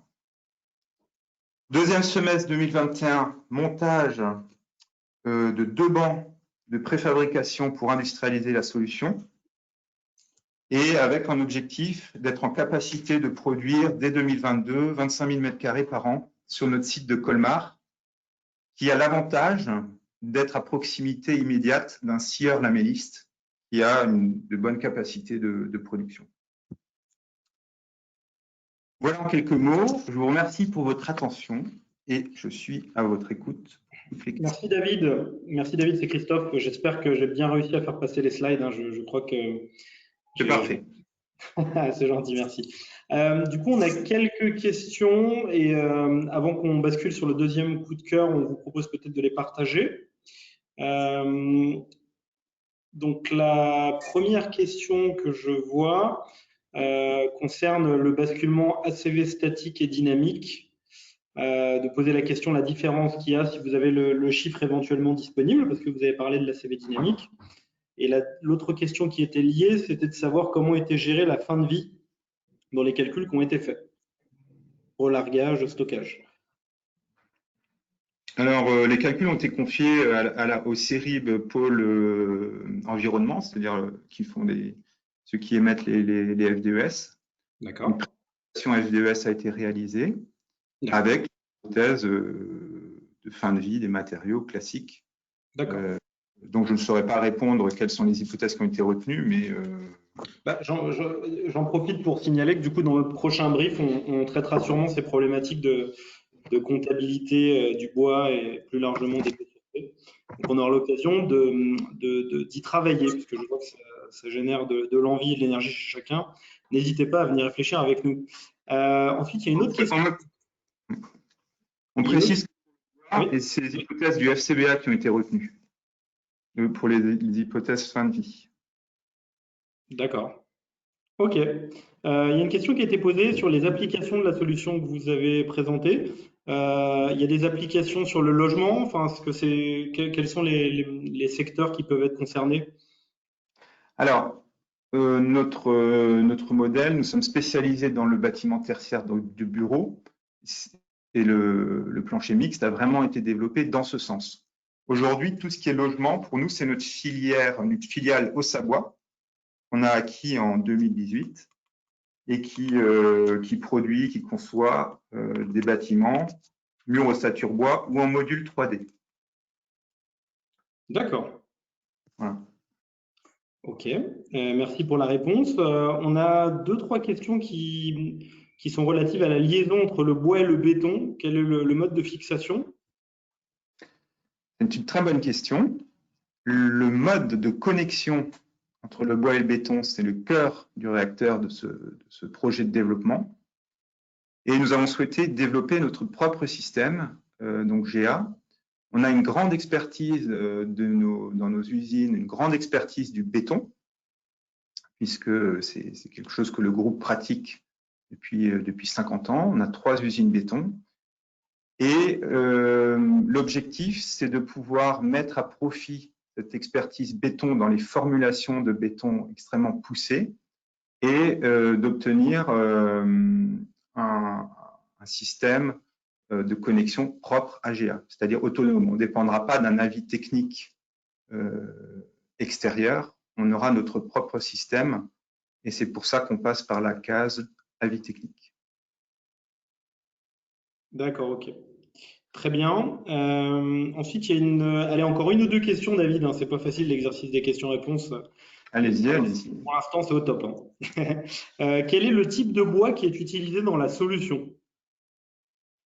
Donc, c'est du lamelé collé, ce qu'il y a de plus courant, c'est-à-dire qu'on n'est pas sur une technologie comme du CLT, on est sur une technologie de lamelé collé qui est normée depuis les années 70. Qui est du GL24 pour sa classe de résistance, et l'essence, c'est du sapin ou de l'épicéa. L'avantage qu'on y voit dans cette ressource, c'est-à-dire que si vous voulez, notre métier, c'est de notre métier, c'est de la préfabrication de béton. Enfin, certaines de nos usines sont de la préfab béton. Ce qui va se passer, c'est qu'on va introduire un nouveau matériau dans ces usines. Aujourd'hui, une usine béton, elle est autonome. Elle a les granulats, le ciment dans son silo, elle a les fers, on a notre atelier de ferraillage, on a nos stocks de barres d'acier, de HA. Donc, on peut produire à la demande. Là, on intègre dans ce flux de l'usine un nouveau matériau qui va arriver donc d'une supply chain et qui va arriver en tant que produit fini. Donc, ce qui a été très important pour nous, c'est de nous dire, on va implanter notre premier banc dans un site qui est à proximité d'un fabricant de lamelé collé. Mais globalement, le lamelé collé, on en trouve partout en France. C'est une ressource très facile. Il y a un maillage assez important de lamellistes. C'est pas un produit, c'est un produit normé. C'est pas un produit compliqué, difficile pour s'approvisionner. D'accord, ok, merci. Du coup, une dernière question sur les éventuelles contraintes de maintenance et la durée de vie du produit.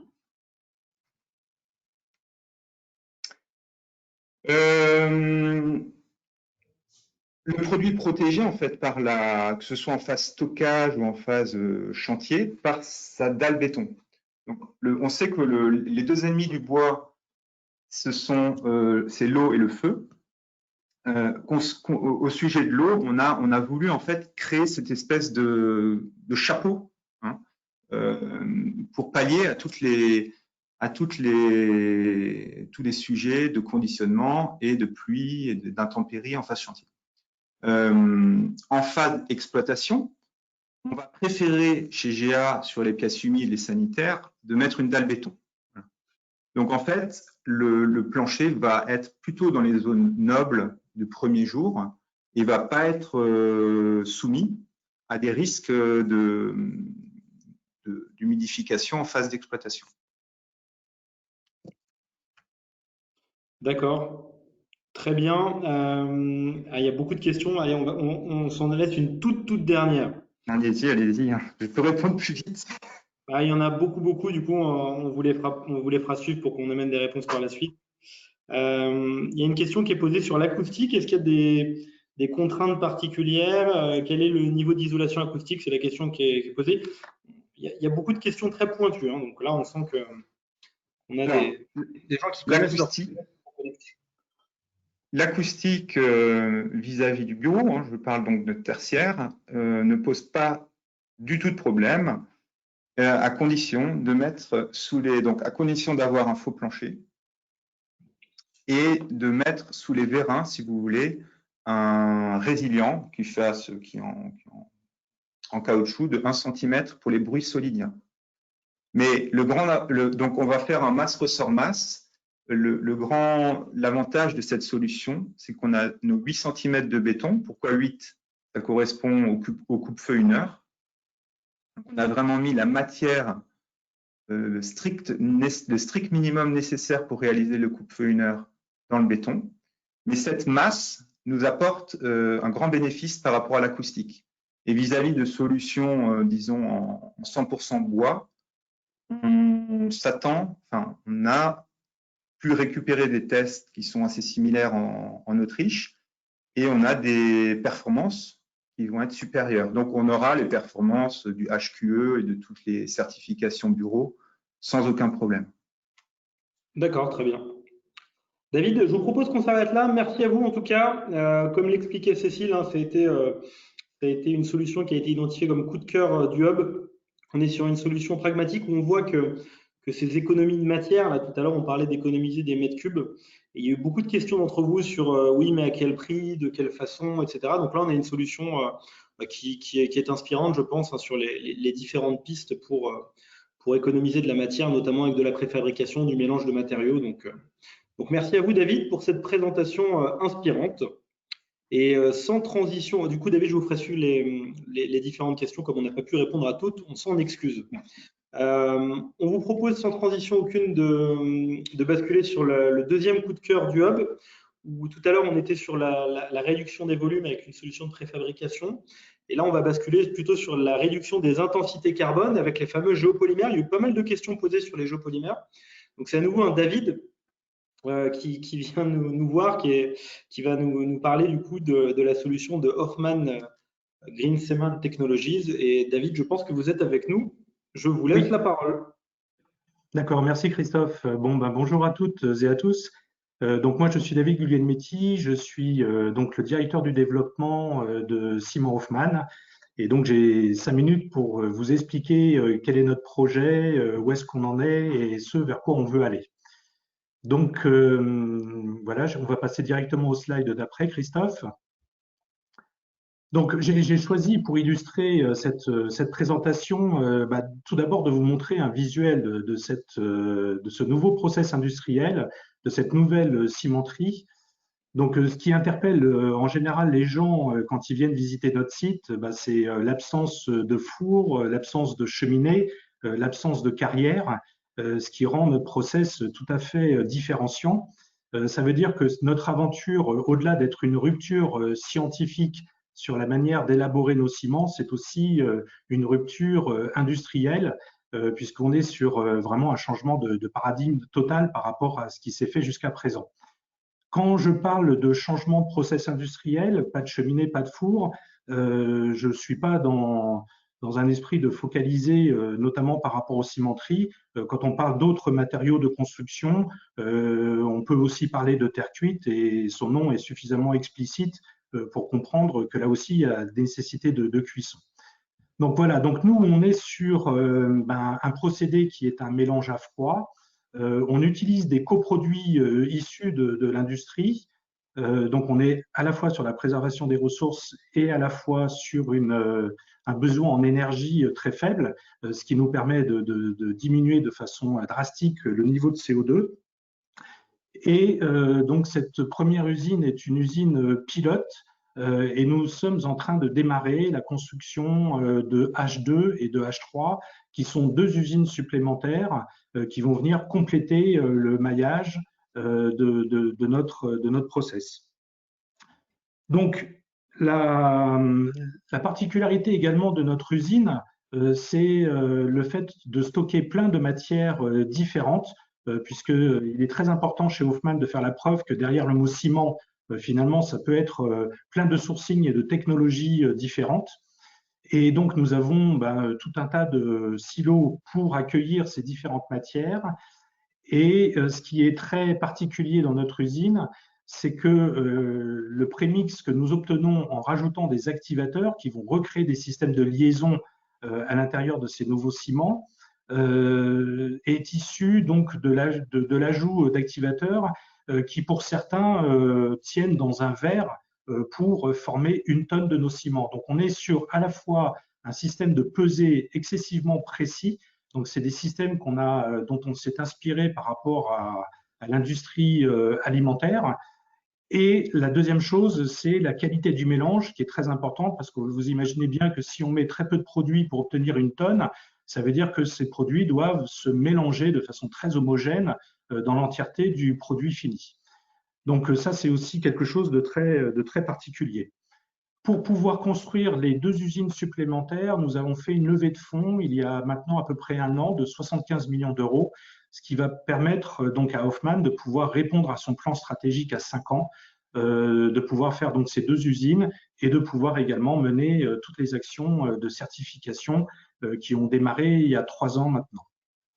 Donc, si on passe au slide d'après, donc pour revenir un petit peu sur tout ce que je viens de dire, pas de four, pas de cheminée, pas de carrière, pas de clinker, ça nous permet de répondre au cahier des charges de l'ensemble de nos solutions. Premièrement, réduire l'empreinte carbone. Donc, on est sur un niveau de divisé par 4, donc en référence au CEM1. Nous avons fait l'inventaire de cycle de vie de notre ciment qui est sur la base IGNIS du CSTB et donc qui affiche un résultat à 188 kg de CO2 par tonne. Le deuxième point, c'est la préservation des ressources naturelles puisque nous utilisons que des coproduits. Donc, on ne vient pas puiser dans des matériaux nobles de carrière. Et pour ça, nous utilisons différents produits. On a parlé tout à l'heure des laitiers. On utilise également des argiles. On utilise également des gypses.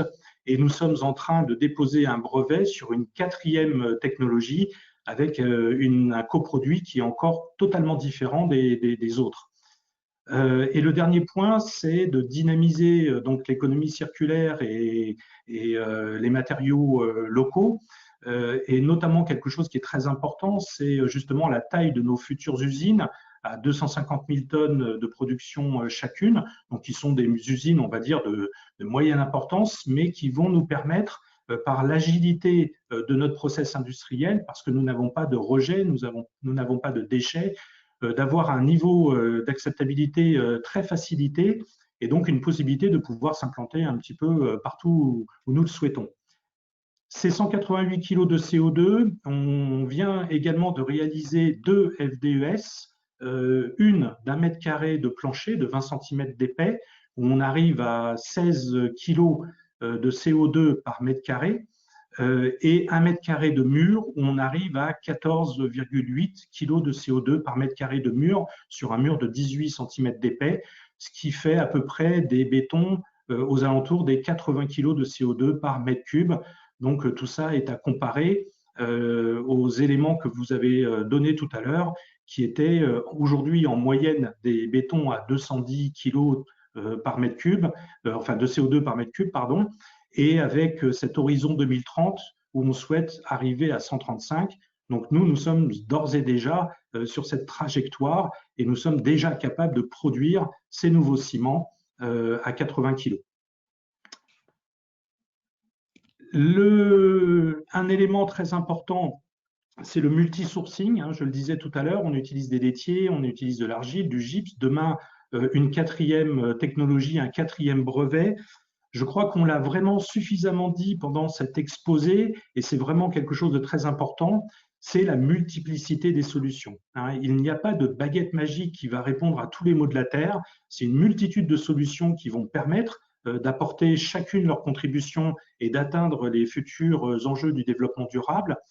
Et on ne va pas passer du tout béton au tout bois. On vient de voir un exemple justement de mixité. Et nous, on veut faire la preuve que derrière le mot ciment, ça peut être aussi une multitude de solutions, des ciments à base de laitier, des ciments à base d'argile, des ciments à base de cendres de biomasse, qui est une technologie sur laquelle nous travaillons également. Et c'est l'ensemble de ces solutions qui, comme je le disais tout à l'heure, seront intéressantes. Le tout quelque chose, ça ne fait que provoquer des déséquilibres sur la planète. Donc voilà, nous voulons être un acteur, une des solutions qui vont répondre donc à ces futurs enjeux. Alors pour terminer sur l'exposé de nos technologies, après avoir fait pendant plusieurs années de la recherche et développement, aujourd'hui depuis 3 ans, nous sommes en cours de certification de ces solutions auprès du CSTB. Nous sommes en train d'instruire différents ATEX de type B, donc liés à des opérations uniques qui vont nous permettre de faire des opérations dès début 2021. On va démarrer 85 logements avec Immobilière 3F. On doit démarrer 104 logements seniors avec un promoteur sur la façade atlantique au Sables-d'Olonne.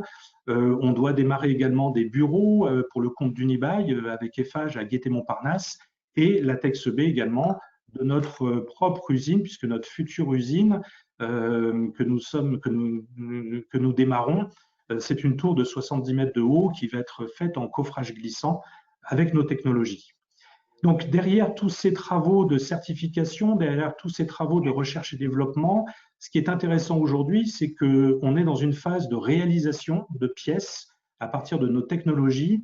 Et j'ai voulu mettre quelques photos pour illustrer justement la possibilité qu'offrent ces nouveaux ciments, que ce soit des réalisations de voiles, que ce soit des éléments préfaces sous forme d'escalier.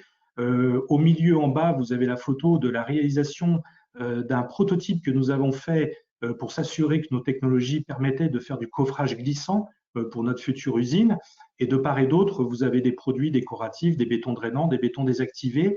Tout ça pour faire la preuve que les applicatifs du béton sont divers et variés et que finalement, on a des technologies qui vont pouvoir répondre à l'ensemble des applicatifs souhaités aujourd'hui par les maîtres d'ouvrage. Ce qui est intéressant également par rapport à ce qui a été dit dans votre exposé, c'est que nous avons eu la chance dans notre partenariat avec GCC de pouvoir faire un certain nombre d'essais de réalisation de voiles. Nous avons fait plusieurs campagnes d'essais où nous avons testé des coulages avec différents types de coffrage, avec différentes huiles de démoulage, différentes manières de mettre en œuvre le béton, et notamment une expérimentation que nous avons fait au mois de janvier où nous avons coulé des voiles alors qu'il faisait 3 degrés, 0 pendant la nuit, et le lendemain, à 8 heures, on décoffrait comme, j'irais, une rotation de chantier habituelle. Donc ça, c'est une grande chance que nous avons, c'est qu'au travers de nos activations, nous avons la possibilité d'avoir des produits qui vont répondre aux exigences, j'irais, de planification des chantiers. Pour pouvoir faire tous ces essais, nous sommes accompagnés par tout un tas de partenaires, des partenaires dans le béton prêt à l'emploi, des partenaires dans la préfabrication, mais également des promoteurs, également auprès des entreprises de bâtiments, les metteurs en œuvre, que ce soit Bouygues, GCC, Eiffage, CEDEP. Donc toutes ces entreprises nous accompagnent pour nous aider à favoriser l'émergence de ces nouvelles technologies sur les chantiers. Et ça, c'est vraiment quelque chose qui est très important pour nous et qui va nous permettre, encore une fois, de démarrer des opérations dès aujourd'hui. Donc voilà, au-delà, la dernière chose que je voulais dire également, c'est l'intérêt et le côté très intéressant à la fois d'une réglementation qui est en pleine mutation avec l'arrivée de la RE 2020, mais je dirais que finalement, bien au-delà de ces réglementations, j'ai la chance aujourd'hui de rencontrer beaucoup de maîtres d'ouvrage qui finalement sont dans une vraie dynamique de recherche d'abaissement du niveau carbone de leur construction et avec des annonces qui vont même au-delà, je dirais, de la RE 2020. Et donc, voilà, il va y avoir plusieurs solutions, plusieurs matériaux qui vont pouvoir y répondre. Et le produit béton, qui aurait pu, à un moment donné, être considéré comme un produit has-been, c'est aujourd'hui faire la preuve que ce produit a toute sa place pour être acteur du développement durable et trouver des vraies bonnes solutions pour répondre, encore une fois, aux enjeux auxquels nous devons tous faire face. Merci David. Du coup, on a beaucoup de questions assez pointues, donc je vais essayer d'en faire une synthèse, exercice difficile. Alors déjà, il y a eu pas mal de questions autour de la dimension certification, normalisation, ATEC, ATEX. Finalement, si on met en place ce type de solution, quelles sont les démarches éventuelles à avoir à l'esprit? Est-ce qu'il faut faire une ATEX, par exemple, systématiquement? Alors, plusieurs choses ont été faites. D'abord, on a démarré par une thèse qu'on a fait avec l'INSA de Rennes sur la durabilité des bétons à base de nos ciments. Ensuite, on a fait une ETPM, une évaluation technique produits-matériaux auprès du CSTB qui a la carte d'identité finalement de nos ciments. Là, aujourd'hui, nous sommes à la fois en train d'instruire des ATEX de type B et à la fois des ATEX de type A. Des ATEX de type B, comme je le disais, qui vont nous permettre de faire des premières opérations, mais ce sont des avis techniques qui sont liés à des opérations bien identifiées. Les ATEX A, par contre, nous sommes en train de faire des dossiers pour faire un ATEX A pour les voiles, un autre pour faire des planchers, un autre des dalles de compression, des semelles, poteaux, poutres. Voilà. D'accord. Très bien, merci. Bon, il y a une question qui a été posée à plusieurs reprises, qui est un peu directe, mais il y a la question du prix qui est posée. On est sur quoi comme ordre de grandeur? Est-ce que c'est moins cher, beaucoup moins cher? Alors c'est plus cher, vous l'avez vu, voilà, vous l'avez vu au travers du schéma d'ailleurs que vous avez présenté tout à l'heure, hein. Il y a des solutions, je dirais, traditionnelles qui sont aux alentours des 100 € du mètre cube. Nous sommes donc significativement plus chers, aux alentours des 200 € du mètre cube. Maintenant, ce qui est important, c'est que quand on fait un voile banché, ça revient grosso modo à 115 € du mètre carré. Donc là-dedans, vous avez le prix du béton. Donc 100 € du mètre cube par 18 d'épais, ça fait 18 € de béton. Mais après, vous avez le coffrage, la main-d'œuvre, les aciers, le coefficient du déboursé sec de l'entreprise générale. Donc grosso modo, on tourne aux alentours des 115. Si je fais un béton à 200 € du mètre cube, ça veut dire que au lieu d'être à 115, on va être à 135, donc plus 20 € du mètre carré. Pour vous donner un exemple, 20 € du mètre carré, on va gagner entre 20 et 25 kg de CO2 au mètre carré par voile. La même chose au niveau des planchers. Aujourd'hui, en isolation par l'extérieur, vous avez des solutions polystyrène fournies posées à 50 € du mètre carré. Vous avez la solution fibre de bois qui est à 150 € du mètre carré et vous allez gagner la même somme, enfin la même valeur en CO2. Donc voilà, nous on fait la même chose, mais pour 20 € au lieu de 100 € du mètre carré. D'accord, merci pour la transparence. Il y a des questions aussi qui ont été posées sur les laitiers, parce que vous expliquez que vous avez recours aux laitiers. Donc il y a différentes questions. La première, c'est sur la dimension carbone. Qu'est-ce qui explique l'écart du coup de votre solution par rapport à une solution d'un ciment à base de laitier de haut fourneau? Puis la deuxième question, c'est on a parlé de comptabilité carbone. Quel serait l'impact d'éventuels arbitrages sur vos solutions? Est-ce qu'elles sont susceptibles d'avoir une intensité carbone beaucoup plus importante ou pas? Oui, alors là, il y a plein de réponses à cette question. Donc la première chose, justement, nous, ce qui est important, c'est de sécuriser notre projet en faisant la preuve, encore une fois, qu'on peut faire des ciments à partir de plein de matériaux différents. Le laitier présente un avantage, au-delà de la valeur carbone, c'est qu'on est dans une notion de recyclage, c'est-à-dire que c'est un produit fatal issu de la transformation d'un autre matériau. Et nous, Hofmann, on préfère donner préférence justement à la réutilisation d'un produit fatal plutôt que d'aller piocher dans des ressources naturelles. Ça, c'est vrai pour le laitier, c'est vrai pour l'argile, ça sera vrai pour les cendres de biomasse. Donc ça, c'est la première chose. La deuxième chose, c'est que justement, on a vu tout au long de cet exposé que chacun de ces matériaux pourrait faire l'objet d'une rarification de sourcing, il pourrait y avoir des compétitions économiques, il peut y avoir des changements de statut. Et donc, pour, encore une fois, assurer notre avenir, c'est pour ça qu'on veut absolument certifier des ciments à base de plein de coproduits différents. Donc, la première technologie qui est en cours de certification, donc c'est la technologie à base de laitier, mais on est en train de démarrer la certification à base d'argile et après-demain, on va démarrer d'autres certifications. Et encore une fois, c'est ce que je disais tout à l'heure, c'est cette multiplicité de solutions qui, mis bout à bout, trouveront leur place et répondront donc aux exigences du développement durable. D'accord, très bien. Bon, après, il y a pas mal de questions sur les allocations des laitiers, mais on en a parlé tout à l'heure, hein, on n'a pas connaissance des arbitrages à venir, donc on ne peut pas en dire beaucoup plus. Il y a quelques questions sur la formulation, notamment il y a une question sur le type d'argile qui est utilisé, puis de manière générale de comprendre voilà, qu'est-ce qu'il y a comme contenu en fait dans le ciment. Est-ce que c'est une recette secrète ou est-ce que voilà, de mieux comprendre le contenu. Et puis je pense que ce sera la dernière question, il nous reste peu de temps. Oui, bah alors là je vais faire des frustrés parce que effectivement, quand on me pose ce genre de questions, j'ai pour habitude de demander aux gens s'ils sont capables de garder un secret, et en général ils me disent oui, et je dis bah moi aussi. Donc voilà, c'est pas forcément une réponse satisfaisante, mais effectivement toute la valeur ajoutée d'Hofmann est dans sa capacité à formuler des choses très différentes de ce qui s'est fait jusqu'à présent. Et donc voilà, c'est effectivement des choses qui sont secrètes. Alors après, une fois que je dis secret, bien évidemment, il y a des organismes comme le CSTB à qui nous avons dû donner l'entièreté de nos formulations pour pouvoir faire les ICV. Il y a également d'autres organismes à qui nous avons été amenés à donner l'ensemble des éléments pour pouvoir faire les FDES, donc qualifier notre produit vis-à-vis du risque chimique. Donc voilà, toutes ces phases ont été faites avec des organismes, mais sous le contrôle de contrats de confidentialité. Voilà.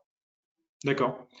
Très bien. Bah, merci en tout cas aux deux David d'avoir été parmi nous aujourd'hui. Merci à vous. Pour bien remettre les choses dans le contexte par rapport à certaines questions posées, vous l'avez compris, hein, notre objectif c'était de proposer une analyse en fait de la filière béton avec deux livrables principaux.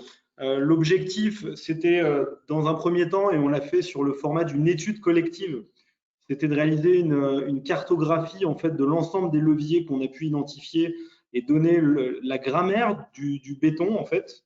Donc on avait vraiment cet exercice de pédagogie, de vulgarisation qu'on a essayé de faire, et on s'est même projeté en fait horizon 2030-2050 dans un document qu'on a appelé brief de filière béton avec les messages clés. Donc ça c'est un document que vous pourrez retrouver dès demain, qui sera téléchargeable sur notre site. On vous fera un petit mail d'accompagnement, vous pourrez récupérer ces éléments-là. Et puis dans la main droite, on avait aussi à cœur de mieux comprendre les innovations.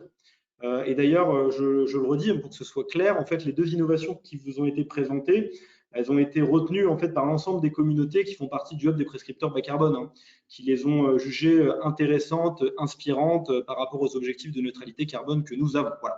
Donc, pas de parti pris de notre part, c'était la voix du peuple, c'est le hub qui a pensé que c'était des solutions qui pourraient vous intéresser. C'est pour ça qu'aujourd'hui, on avait ces interventions qu'on vous a proposées.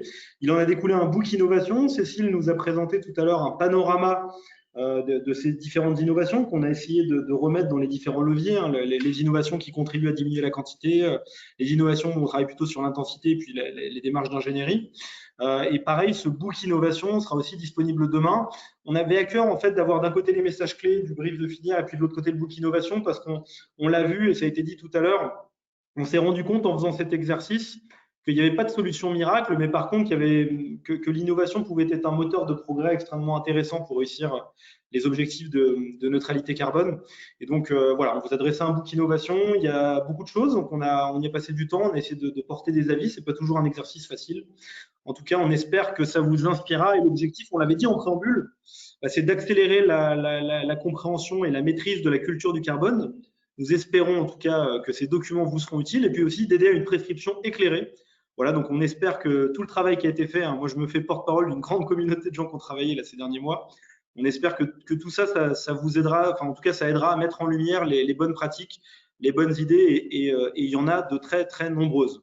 Certains d'entre vous ont posé la question comment est-il possible de contribuer? Et ben, en fait, comme évoqué, en fait, le hub, c'est différentes communautés qu'on anime avec Carbone 4, dans le cadre desquelles on fait des études collectives, on se dote d'outils très concrets opérationnels. Si vous souhaitez contribuer aux prochaines études qu'on mènera, et je l'avais dit tout à l'heure un petit peu en teasing, le prochain brief de filière sera sur les matériaux biosourcés, où on aura aussi, pareil, une démarche similaire. On se posera la question des innovations, on se posera la question des leviers. Donc, on essaiera d'adresser tout ça. Donc, si vous souhaitez rejoindre l'aventure du hub, n'hésitez pas à nous contacter sur l'adresse générique que vous avez vue. Et d'ici là, en tout cas, c'est un grand plaisir de vous avoir eu tous ensemble aujourd'hui. On a été 500, 600. Ça a été fluctuant pendant le webinaire. Désolé pour les petits problèmes techniques, mais c'est ça la neutralité carbone. Hein, quand on passe de la planche à dessin au tournevis, parfois il y a quelques petites difficultés techniques. Voilà, on a eu l'allégorie pendant le webinaire, on a eu quelques petits soucis, mais j'espère que ça a été confortable, que ça a été positif et que ça aidera de manière générale à mieux comprendre les leviers et à faire une prescription éclairée. Voilà, merci à tous et puis au plaisir de nous retrouver dans quelques mois pour parler des biosourcés. Voilà, merci à tous et à très bientôt. Bonne prescription bas carbone, oui, Vincent. Au revoir.